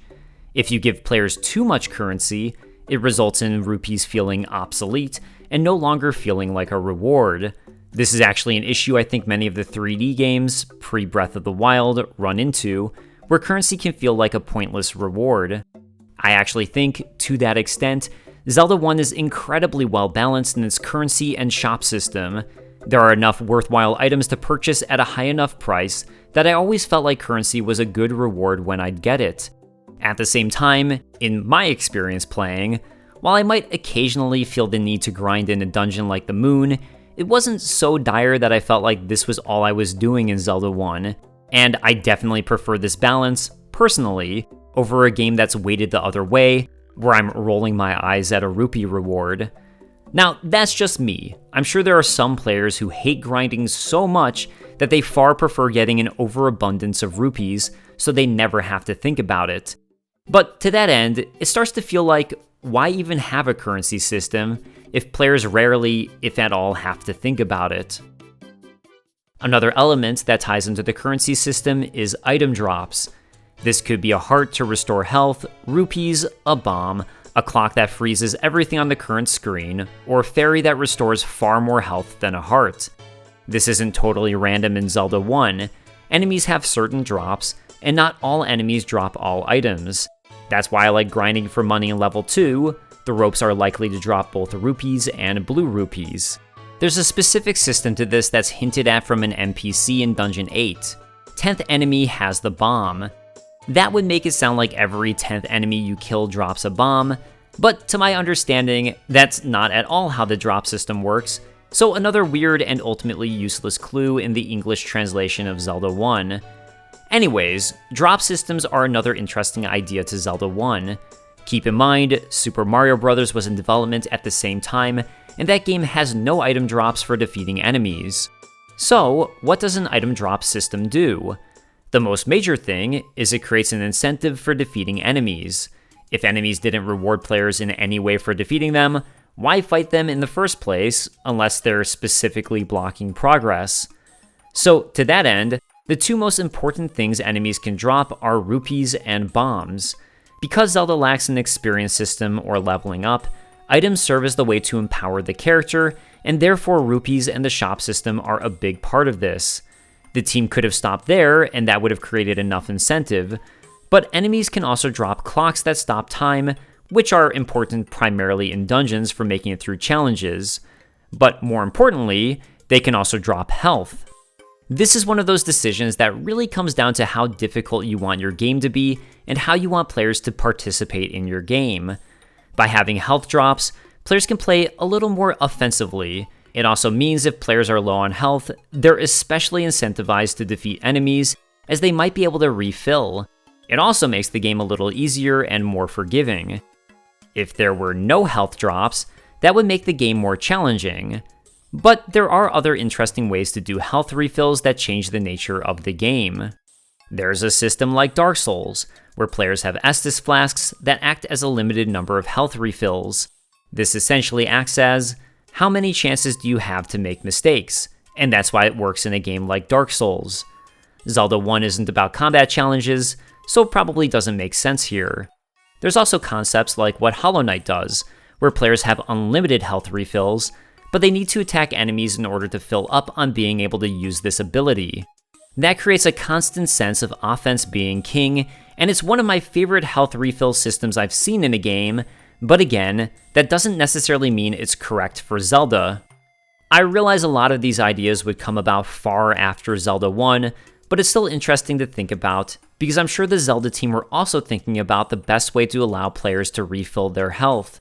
Now, another idea the Zelda team could have easily gone with was having it so there were no health refills at all, or there were stations in dungeons and outside, like the fairy fountains, who restore Link's health once per dungeon. All of this would have made the combat far more intense. But while the dungeons are certainly combat-focused, Zelda really isn't meant to be a game about combat. It's a game about exploration. As I mentioned earlier, the combat in the game feels stiff, and I wouldn't even say it's a fantastic combat system that should be highlighted, which is what some of those choices would do. So, because there's this drop system, it means the team was able to add health drops, allowing the game to feel much more fair than it otherwise might have with its stiff combat.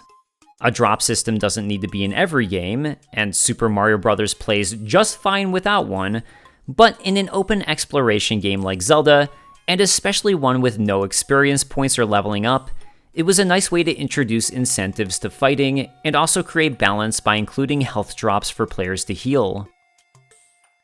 For making it through level 2, players will reach the Dodongo. The Dodongo is a creature similar to a Triceratops who's invulnerable to normal attacks. The only way to defeat this cute little beast is with a bomb. The way this works, though, is incredibly unique.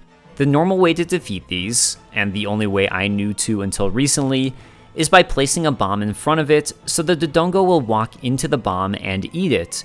Once it does, the bomb will explode inside of the Dodongo, and 2 of these bombs will destroy it. This is an incredibly creative and fun way to design a boss. It's also one of the few bosses in Zelda 1 to require Link to utilize one of his items, which would become a trend later on in the series, with bosses becoming much more creative in how Link's arsenal of tools would be used to defeat them. It does have its problems though. As far as I can tell, the Dodongo's walking pattern is random. That's not to say it is, I don't honestly know the programming behind this, but it feels random. That means there will be plenty of times that players will drop bombs meant for the Dodongo to eat, only for the Dodongo to turn at the last minute and avoid the bomb, which wouldn't be an issue except for that the bombs are a limited resource, and it doesn't feel particularly fair when there seems to be no rhyme or reason for why the Dodongo does or doesn't juke out of the way of a well-placed bomb. That leads to the alternate way to defeat the Dodongo, which is to place a bomb near it and have it stun the Dodongo, then defeat the Dodongo with your sword.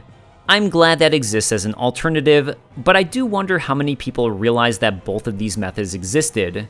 I honestly thought that the Dodongo was impervious to the sword, and when it got stunned by the bomb, it wasn't doing anything other than reacting. But maybe I'm the dense one in this situation. After the Dodongo and obtaining level 2's Triforce Shard, it's off to the 3rd dungeon, the Manji. The Manji is a dungeon that seems mostly focused on combat challenges, with a couple new enemies introduced here. These enemies are the Zoles and Red Darknuts. The Zoles are simple enough. They'll burst into 2 gels when struck with a normal sword, but if players have one of the sword upgrades, the Zoles will instead immediately be destroyed and even potentially drop an item. It's a fun concept where an enemy changes after being struck. The Darknut, though, is a particularly challenging enemy, especially if players aren't properly equipped. This is going to become mostly true for the vastly more powerful blue Darknuts, but they function the same as the red Darknuts. Darknuts are simple and they wander around the screen and only hurt the player if a Darknut touches them, but what makes them so challenging is their front is shielded. Additionally, only bombs or the sword can hurt them, and they can't be stunned with the boomerang. So, even if you pick up a ranged weapon like the magical rod, it isn't going to help with these enemies. So, it's an enemy where having full health, and therefore the beam saber, drastically reduces the difficulty, or having a full arsenal of bombs players can drop. Because toe-to-toe, their walking pattern can feel random, and in one of the several rooms with a plethora of these Darknuts, it can feel like a giant challenge. It's nice to have a difficult enemy like this that the team can throw in, but sometimes I honestly think they're a little overdone. This dungeon doesn't run into this issue, but there are future challenges that feel like a bit much, especially considering the random nature of the Darknuts. I'll touch on those as they come though. There's also a new obstacle introduced in level 3, and that's the bubbles. On touching Link, rather than hurting him, these bubbles will temporarily prevent Link from being able to attack with his sword. They can be pretty annoying as nothing can destroy them, but they also bring with them some pretty interesting gameplay.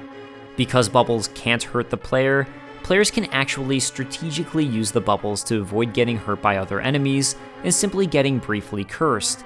If a bubble and enemy are both trapping in Link, players can be witty and purposefully touch the bubble to gain some temporary iframes and escape from the dangerous situation. I do wish that these could be destroyed like in future games, but that's a personal preference, and in general, these do add an interesting variation to the gameplay. Make it through the third dungeon, and players will make it to the Manhandla. This boss randomly moves around the screen, shooting fireballs out of its flower mouths. These also serve as the boss's weak point, with players needing to destroy all 4 in order to defeat the monster. After each mouth is destroyed, the Manhandla's move speed will increase. It's a fine idea, but in practice, I think this is one of the more unfair bosses of The Legend of Zelda. Because the movement is random, it makes the boss fight feel sporadic and random. There's no way for the player to properly predict where to strike next, and once the Manhandla is down to 1 mouth, it feels nearly impossible to hit the boss without taking damage. Because players have to strike the mouth to destroy it, that means that once the boss is down to 1 weak point, that same weak point is going to be the one that's actively spewing out fireballs as the boss frantically and randomly moves around. Now, a bomb can easily blow up all of the Manhandla's mouths, instantly destroying it, so there is a tactic for defeating this, but even then, the randomness of the movement makes it a bit of luck for if players will be able to pull this off. And while it can feel cool to instantly kill a boss like this, it's not my favorite design. I think what would have made this boss perhaps a little more fair is if it had been moving more quickly at the start of the fight, while fireballs are shooting out of all 4 sides randomly. But each time a mouth is destroyed, the Manhandla slows down, and the pace of fireballs also slows down. That would balance out the fact that at the beginning there's more targets, and then at the end there are less targets. It would also mean when the Manhandla is moving faster, the location the fireballs are shooting from are less likely to be the one you're trying to destroy, also toning down the fight a little bit. What makes this feel off to me is that as the fight progresses, there are less and less targets, but the fight itself becomes more and more intense.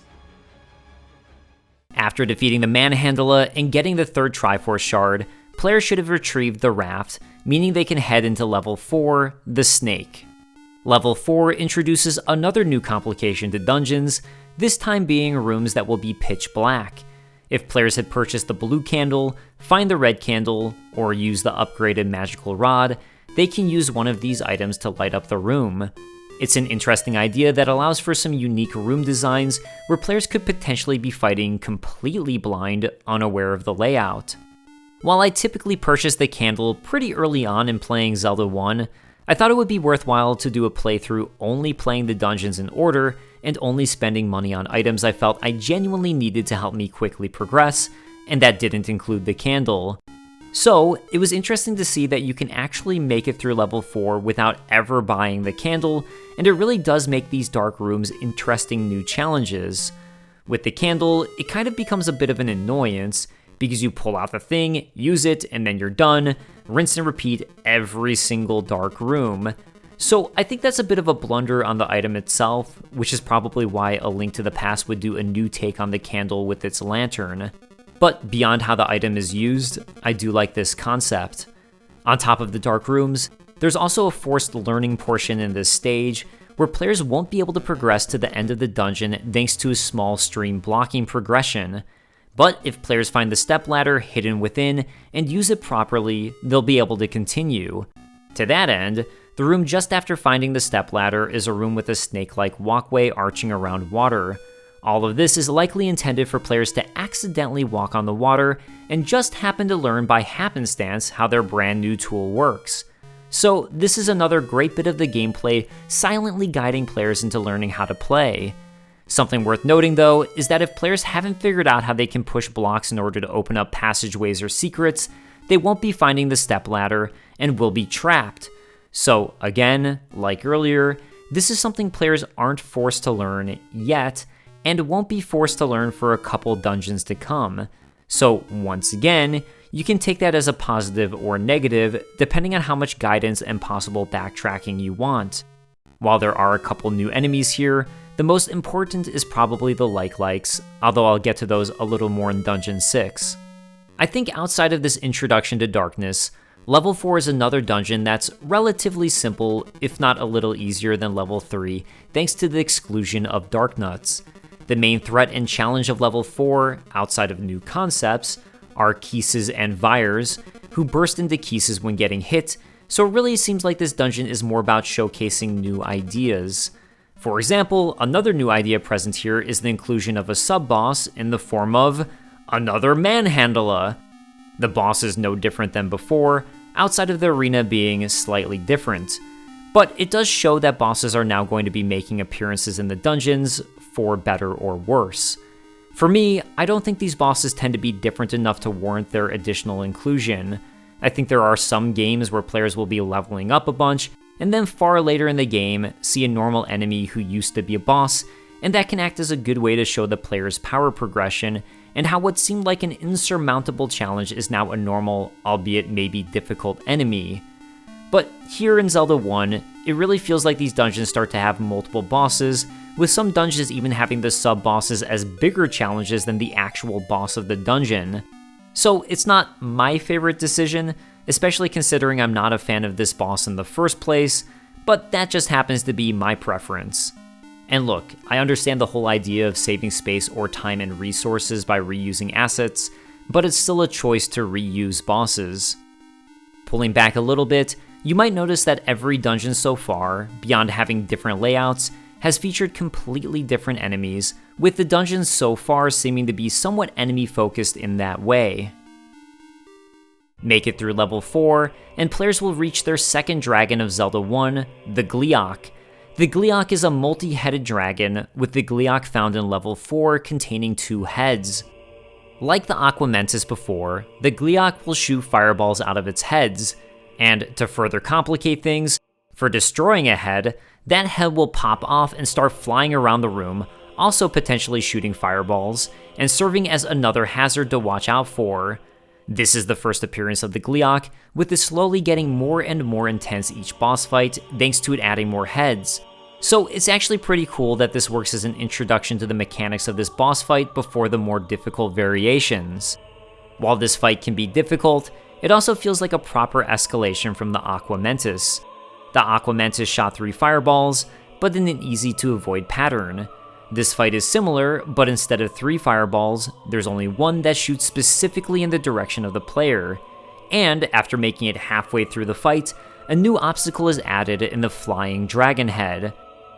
Like many of the fights in Zelda 1, I do think the stiffness of the movement and lack of being able to move diagonally takes away a bit from my personal enjoyment of the fight, but I do think that's a bit more of a mechanical issue, and I like this fight more than the Manhandla.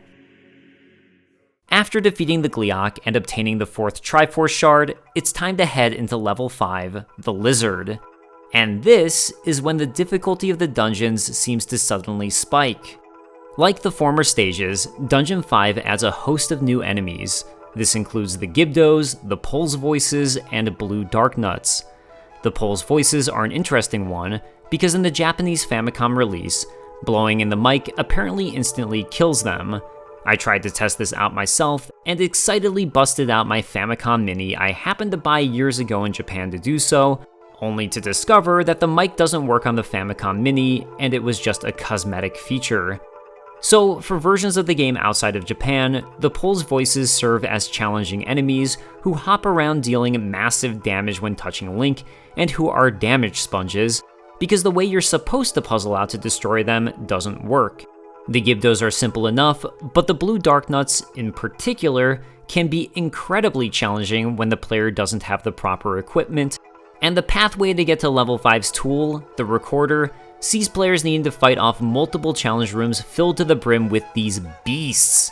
That means that players will probably want to be clever and come prepared with bombs to quickly help with the challenge, but also, this is when it starts to truly become important for players to have explored outside of the dungeon in order to find the blue ring and the white sword, both of which will significantly make this more manageable. Outside of the challenge, this dungeon seemed to be where the team really tried to start implementing more puzzles, as primitive as they are here. For starters, there is that fact that this is where the dungeon starts to ask players to have explored more of the overworld if they want to have a chance. And to even complete this dungeon in the first place, players must have the stepladder, as one of the earliest rooms will completely block players from progressing through most of the dungeon thanks to this lava river. But the path to the Recorder will see players absolutely need to utilize a bomb in order to progress. And this dungeon is probably the biggest hint players will receive that bombs can blow up walls.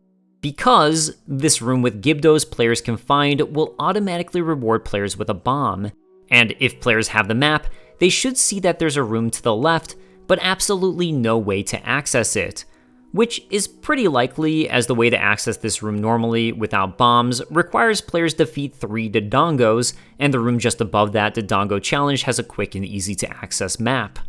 So hopefully, players will be able to puzzle out to put the pieces together, but I do think this one is reaching a bit, obviously outside of players checking the manual for advice.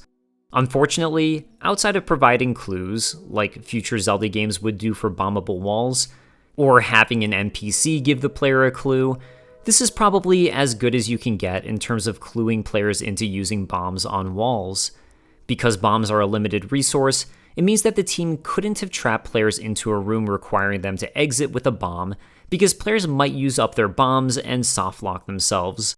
Unless there was a brand new mechanic like an item spawner within the room that spawned bombs on a timer, but unless you're going to regularly use something like that, it would feel out of place.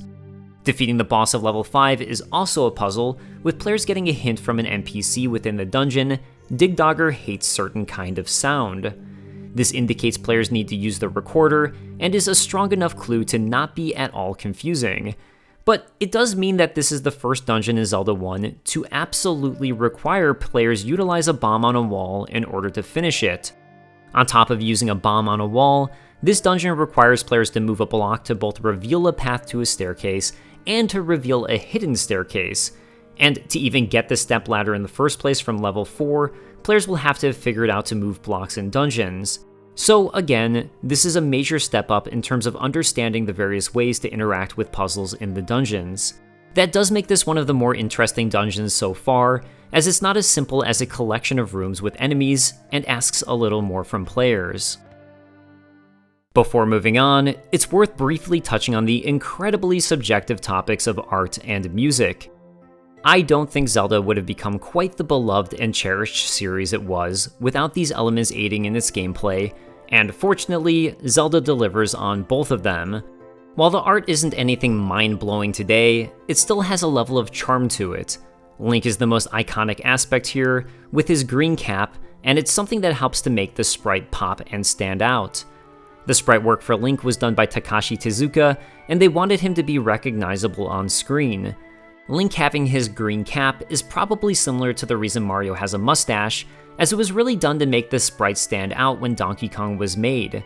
From an interview with Shigeru Miyamoto, he states, "We then thought of a long hat and large ears.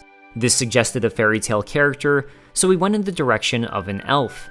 At the time, a character with pointy ears also brought to mind Peter Pan, and since I really like Disney, we started to draw inspiration from that. Not completely, obviously, otherwise it wouldn't have been great. From there, I thought Peter Pan's green suited him perfectly. Since we were limited to 3 colors, and there are many forest environments in the game, green on green worked rather well, so we pursued that idea." That note about the limited colors is something I've wondered in terms of the NPCs. If you notice, the NPCs change the color of their tunics once Link gets the various rings that change the color of his tunic from green to blue, and then blue to red. It's made me wonder if this was some limitation, or just a fun Easter egg the team decided to throw in. Link's sprite absolutely pops, so a fantastic job by Shigeru Miyamoto and Takashi Tezuka. I would also guess the reason his sprite has a long nose was, again, to make the sprite distinct. Beyond Link's sprite, the charm of the game comes in wanting to actually explore its world. So while the tile work here is fairly basic, as is for the NES, the game stood out at the time in the way it managed to bring to life a world, even on the limited NES. Another standout feature to the Legend of Zelda series starts right here in Zelda 1 with Koji Kondo's score for the game.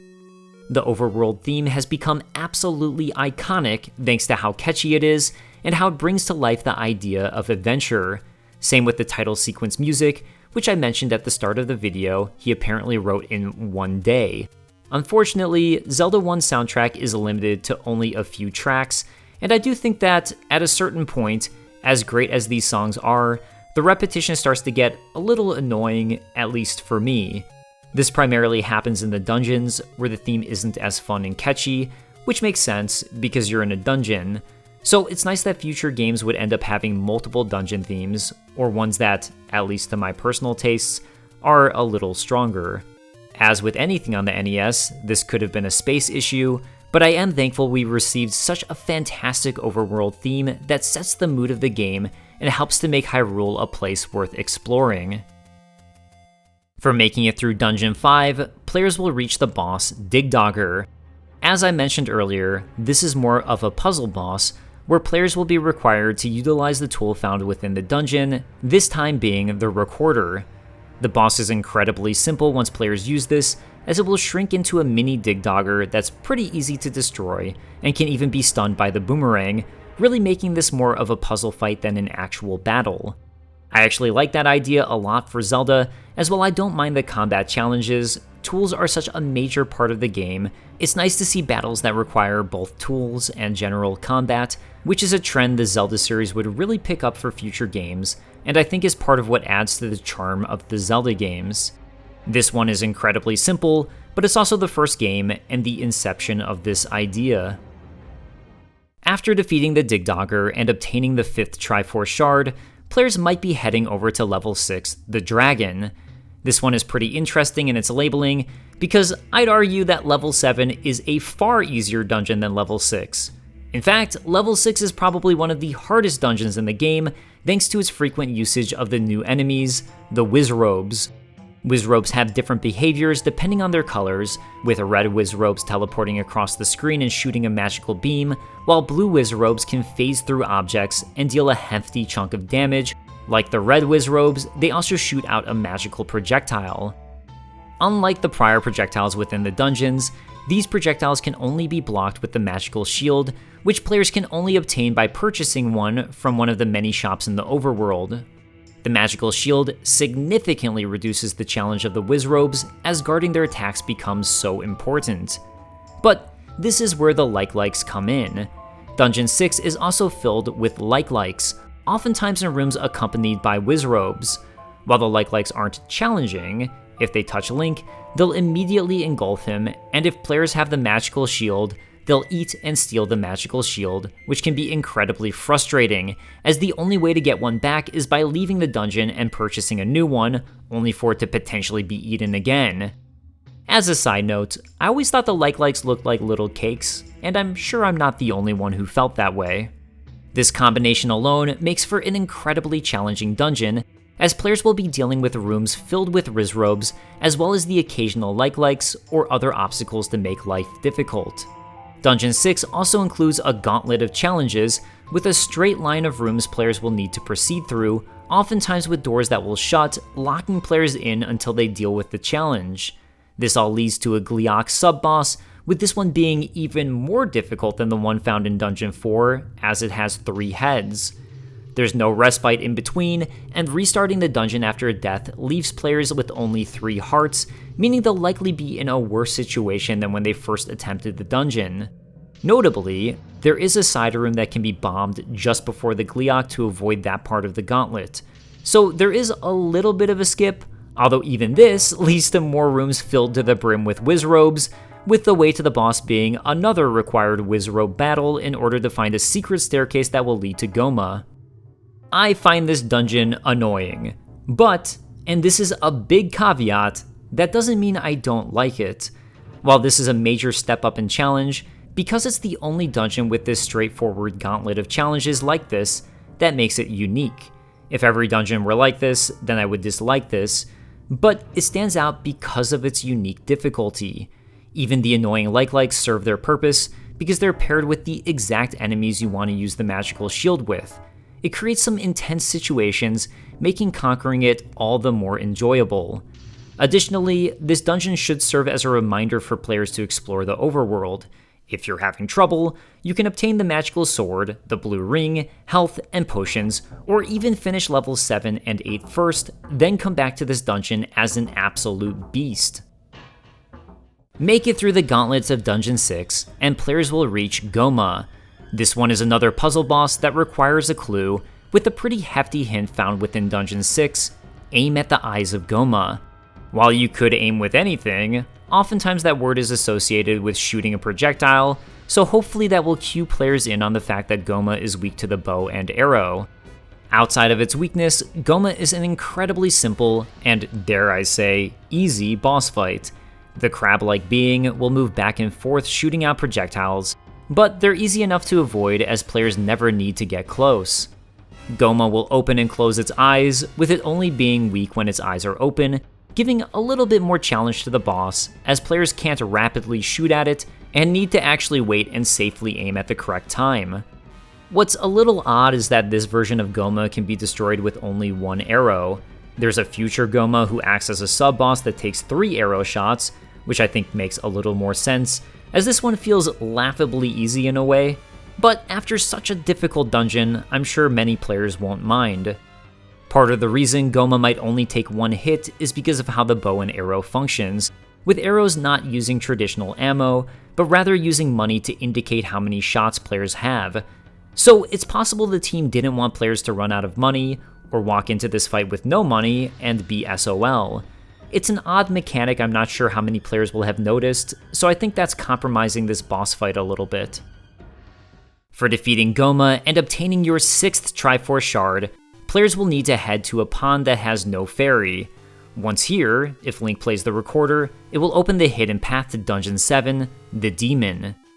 The Demon is an amalgamation of Dungeons 1 and 2 in terms of its enemies, although with multiple Digdogger sub-bosses, which I guess makes sense in terms of sub-bosses to have here, as the only way to defeat the Digdogger is with the recorder, and this is the one dungeon outside of Dungeon 9 the team knew for certain players would have that item.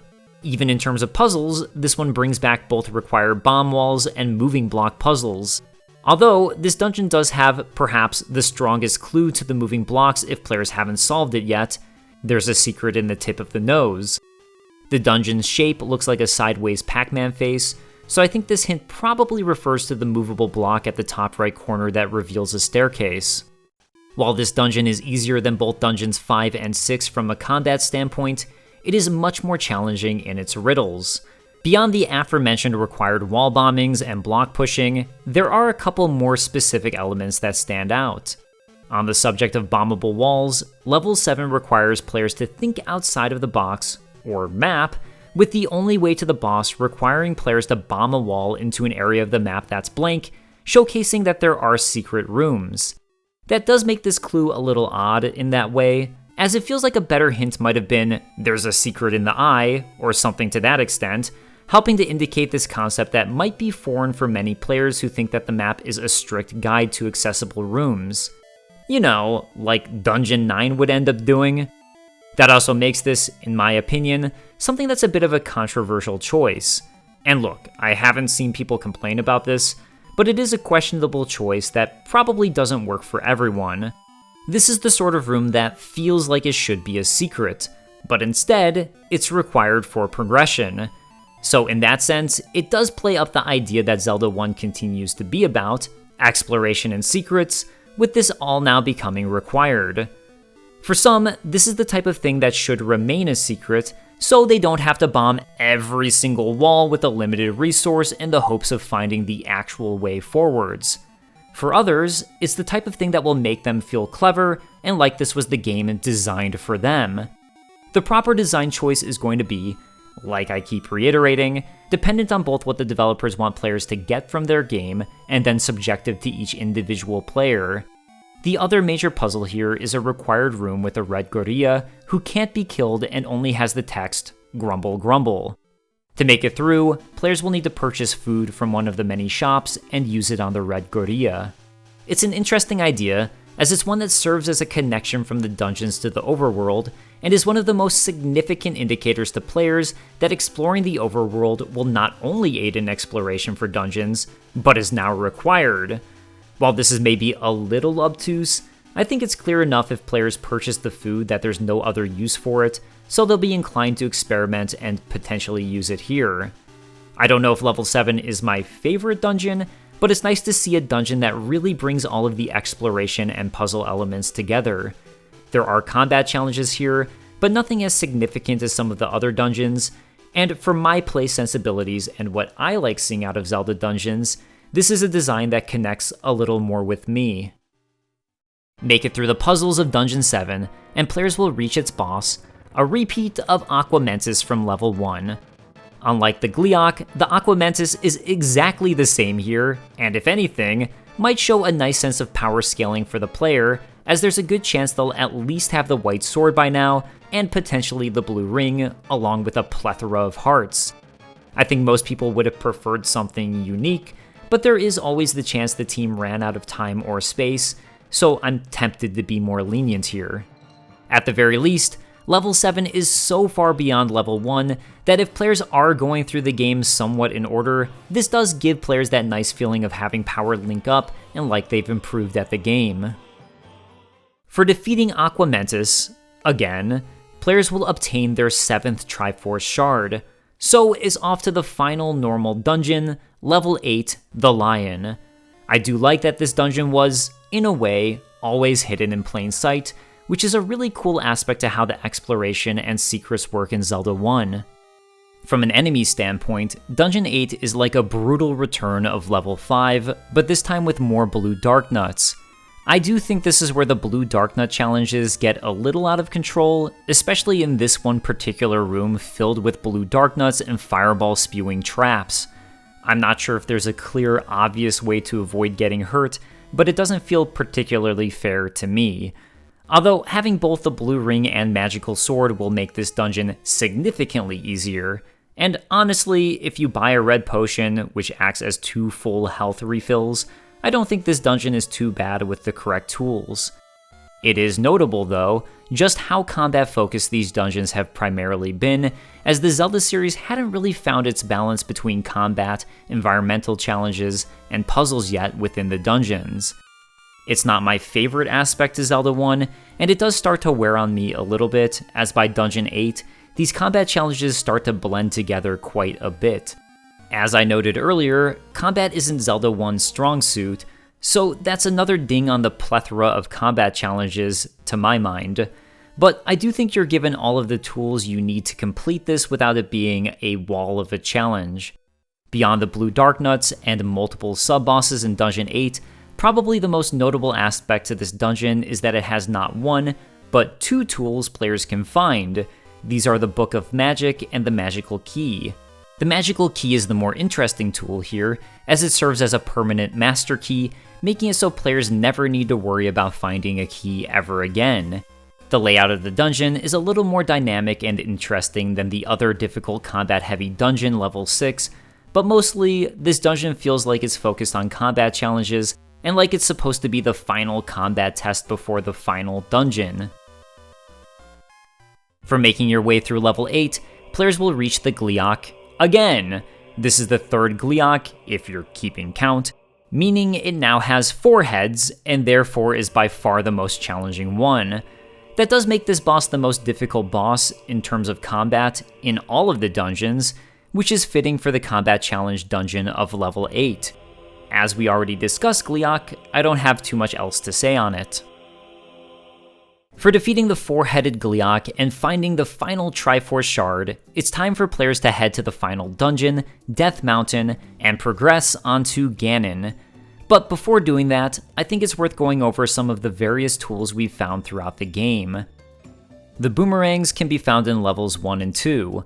Link can toss it in all 8 directions, and if it hits an enemy, it will stun that enemy, unless they're invulnerable to it, preventing them from moving or attacking. This tool is so useful that it verges on being overpowered. It is fun to use, and I regularly found this to be my handy companion, but the only thing I wonder is if it's given to players a little too soon given how useful it is. That does make it a fantastic reward, but it also cheapens some of the future combat tools, to my opinion. Bombs can be found throughout the game and act as you'd expect, where dropping one will leave a massive AoE and injure all enemies within its vicinity. The bombs act not only as a combat tool here, but also as a tool for progression and secrets, as they can be used to destroy walls. Because of the combat focus of Zelda 1, and enemies like the Dark Nuts being invulnerable to everything outside of the sword and bombs, it makes the bombs a much stronger combat tool in Zelda 1 than the rest of the series, and a tool I found myself utilizing far more frequently.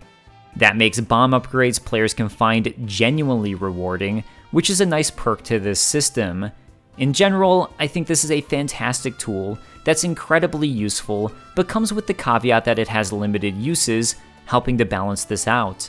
The only thing I think could have improved this was what A Link to the Past and other Zelda games have done, making bombable walls a little more clear. The bow and arrow is an interesting toolset in Zelda 1, as it functions so incredibly different than a bow and arrow typically would, with shooting an arrow costing 1 rupee instead of a dedicated arrow resource. In that way, once players find the bow and then purchase the arrow, they'll always be able to use this tool so long as they have some money. Because rupees are so useful in Zelda 1 with its well-balanced currency system, that makes the bow and arrow a tool I rarely, if ever, wanted to use, and wasting rupees on arrows felt like such a terrible use of resources. Additionally, the bow and arrow isn't even particularly strong, with many enemies having defense to it, and a well-placed boomerang shot stunning an enemy can typically be just as good, especially if the player has full health and therefore a beam sword or the magical rod. So I think the idea of using rupees for arrows is an interesting one that makes it a little more unique, and that might have worked better in a future game where rupees are such an abundant resource, but I found it to be ultimately a pointless tool in Zelda 1 that can even hinder players for using it and wasting money. The candle can both light up a dark room and be used to injure enemies. It's an interesting concept to have dark rooms where a specific tool can light them up, but in practice, that means you'll probably end up doing a lot of menu swapping when you get to those rooms, which can get a little annoying, to my opinion. I think A Link to the Past would better refine the idea. The recorder is used in the first quest to weaken the Digdogger, open the way to level 7, and as a fast travel tool, where players can warp to the various dungeons they've completed. Depending on the direction Link is facing when using it, he'll either travel to the dungeon number above his current one or below his current one. It's an interesting way to do fast travel, where players unlock fast travel locations through dungeon completion, adding an additional reward. The whole system works nicely for quickly moving across the map, and it's a tool I found myself regularly using. The magical rod is a projectile weapon with the strength seeming to mirror that of the white sword. It can be a useful tool in some of the dungeons, but is severely limited by the fact that certain enemies, like the Dark Nuts, are strong to it, which are the exact enemies you'd primarily want this tool for. As it's only as strong as the white sword, that also means it becomes pretty obsolete, in my opinion, by the time Link gets the magical sword, which will probably be around the same time players acquire the magical rod given it's found in Dungeon 6. That is, if players can find the magical sword. To that end, I don't think this is a particularly useful tool unless players are attempting a no-sword run. It would have been more interesting if it were weak, but could still injure certain armored enemies, like the Dark Nuts, which would have created a much nicer balance, I think. The Book of Magic found in Dungeon 8 makes it so the magical rod will burst into fire after hitting an enemy or wall. In theory, that makes the tool better, as it leaves this fire that can repeatedly hurt enemies, or the player, while it's out. But it comes with the same caveats that fire doesn't hurt every enemy, making this just as useful or useless as the magical rod. It does become a better version of the candle though, in a sense. The raft is a simple enough tool that really acts as a way to get from point A to point B, so ultimately it's a tool that limits progression until you find it. While it's not all that interesting, I do find this more interesting than an NPC saying, "You can't enter," and it does mean players can look out for places to use this. The stepladder is similar to the raft, except for that players can use it within dungeons over the many watery areas blocking progress.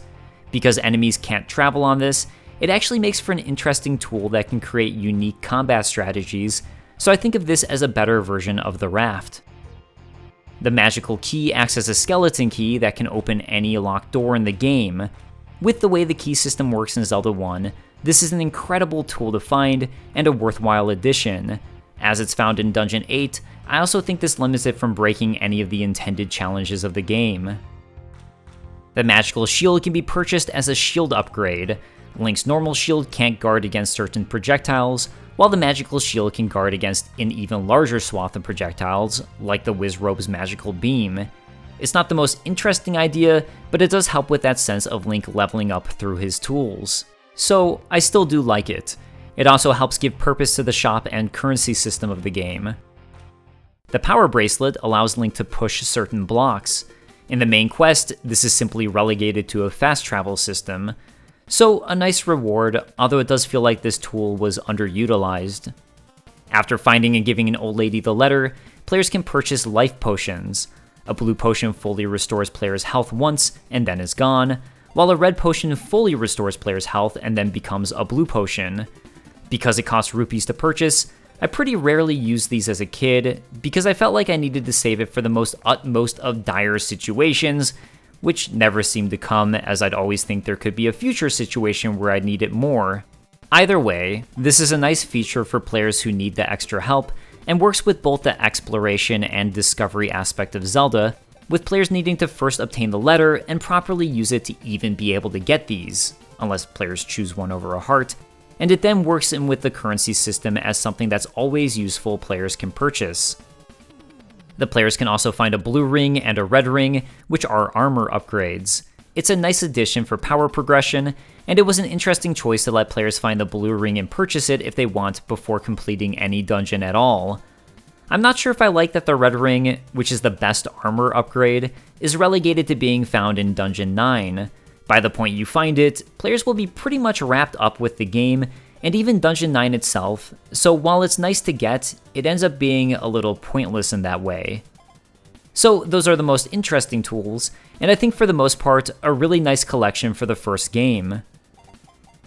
One more thing to go over before jumping into Death Mountain is how sword upgrades work in Zelda 1. In order to upgrade the sword, players will need to find 2 different NPCs, similar to the one who gives Link his first sword. The first of these NPCs is at the top of a mountain and provides players with the white sword if they have at least 5 hearts. The second of these NPCs can be found hidden underneath one of the graves in the graveyard and provides players with the magical sword if they have at least 12 hearts. Players don't need the white sword in order to obtain the magical sword. I've always personally enjoyed this method of finding upgrades for the sword because of the discovery element of it and how it plays into the exploration of Zelda 1. I remember excitedly finding the magical sword when I was a kid and wondering how in the world I could obtain it, given the cryptic clue of "master using it and you can have this." And speaking of which, that clue is pretty garbage and doesn't mean anything. The way to be able to wield these swords is based on the total number of heart containers you have, but nowhere is this indicated. I always thought this meant that I had to maybe kill more enemies or something, and after a certain kill counter, then I could wield the sword. So I do think it would have been nice to have some proper indicator as to how to wield these. As to using the heart containers as the way for players to actually level up their power, I go back and forth on this decision. It does prevent players from becoming too overpowered early on, which I think is why the decision was made. But it can also feel a little disappointing to discover something only to not be able to obtain it. I mean, I get it. If you know the graveyard magical sword location, you can go there first, grab it, then absolutely destroy the game, so there does have to be something to prevent this. Tools, Triforce, and magical sword in hand, it's time to head to Death Mountain. Death Mountain can be found by bombing one of the mountain walls, already serving as a test for players understanding the mechanics of how the game world works. There's even a clue: Spectacle Rock is an entrance to death, so at the very least, you should get the idea that one of the big rock structures just might house a secret. Once inside, Death Mountain is a giant maze, truly serving as an amalgamation of everything players had seen before. The dungeon is absolutely massive, and like level 8, contains 2 hidden rewards: the red ring and the silver arrow, with the silver arrow required to beat Ganon. To be honest, while I like some of the individual ideas here, the dungeon is so large, I get a little fatigue in playing it, especially considering it really is just an amalgamation of former ideas from previous dungeons, so you're really just playing a greatest hits of combat challenges and room designs. Once again, I do wonder if part of this is because of space issues, with the team running out of additional elements they could add. It does feel a bit like saying, how can we make this harder? Make it bigger. How can we test the player? Add more of the hard things. And that all results in something that feels kind of uninteresting and less inspired than many of the ideas that came before. The one thing I will say is to this dungeon's credit is there are various staircases that will warp you across to different parts of the dungeon, and it really does feel like, and succeed, at being a giant maze. Make it through the giant maze of Dungeon 9, and players will reach the final boss, Ganon. Ganon will disappear, then warp to random points across the screen and shoot fireballs. Players will need to avoid getting hit by these fireballs, and properly hit the invisible location he's at to hurt him. After attacking him enough times, he'll become stunned, requiring players to shoot him with the silver arrow. After one shot, that's it, and he's done. This fight is not very fun, and I think another poorly designed boss fight in Zelda 1. For starters, there really isn't any proper indicator you need the silver arrow to defeat him, and that the only time to use this, even when you have it, is when he's stunned. There's really just your intuition that you found this tool in Dungeon 9, so you'll probably want it for something. But the main issue comes down to, when he's teleporting around, there's no good indicator to know where exactly he'll end up at, meaning it's a matter of blindly attacking and hoping you happen to hit him. It's not particularly hard, and if you have potions or health, you can just attack away until you luckily hit him enough times for him to get stunned. So it feels like this isn't a test of skill, but rather a test of attrition. There are a number of ways this fight could have been improved, like having it so he teleported in set patterns to attack the player, and then is only vulnerable after a certain number of attacks. Or if players could volley back his fireball at him while also needing to dodge and avoid him as he teleports. Or really, any other number of ideas. As it stands, the fight doesn't feel like a proper combat challenge, as there's no way to indicate what the combat even is. And it doesn't feel like much of a puzzle challenge, because the only bit of puzzle solving here is that you need to find and use the silver arrow. So I think this is a bit of a letdown for a final battle, which is a shame considering just how strong the design is for most of Zelda 1. Defeat Ganon, and players can proceed to the end of the dungeon and the Princess Zelda herself. She's being imprisoned by flames, which fortunately Link can destroy with his sword. Touch Zelda and you'll finish the game with an incredibly basic message that you're the hero and peace has returned. The end, roll the credits. It's a shame there isn't a little more, but this is an early 1986 Famicom Disk System game, so I'm going to cut it a little slack. One more thing before wrapping up though, is that after beating The Legend of Zelda, you'll unlock the second quest.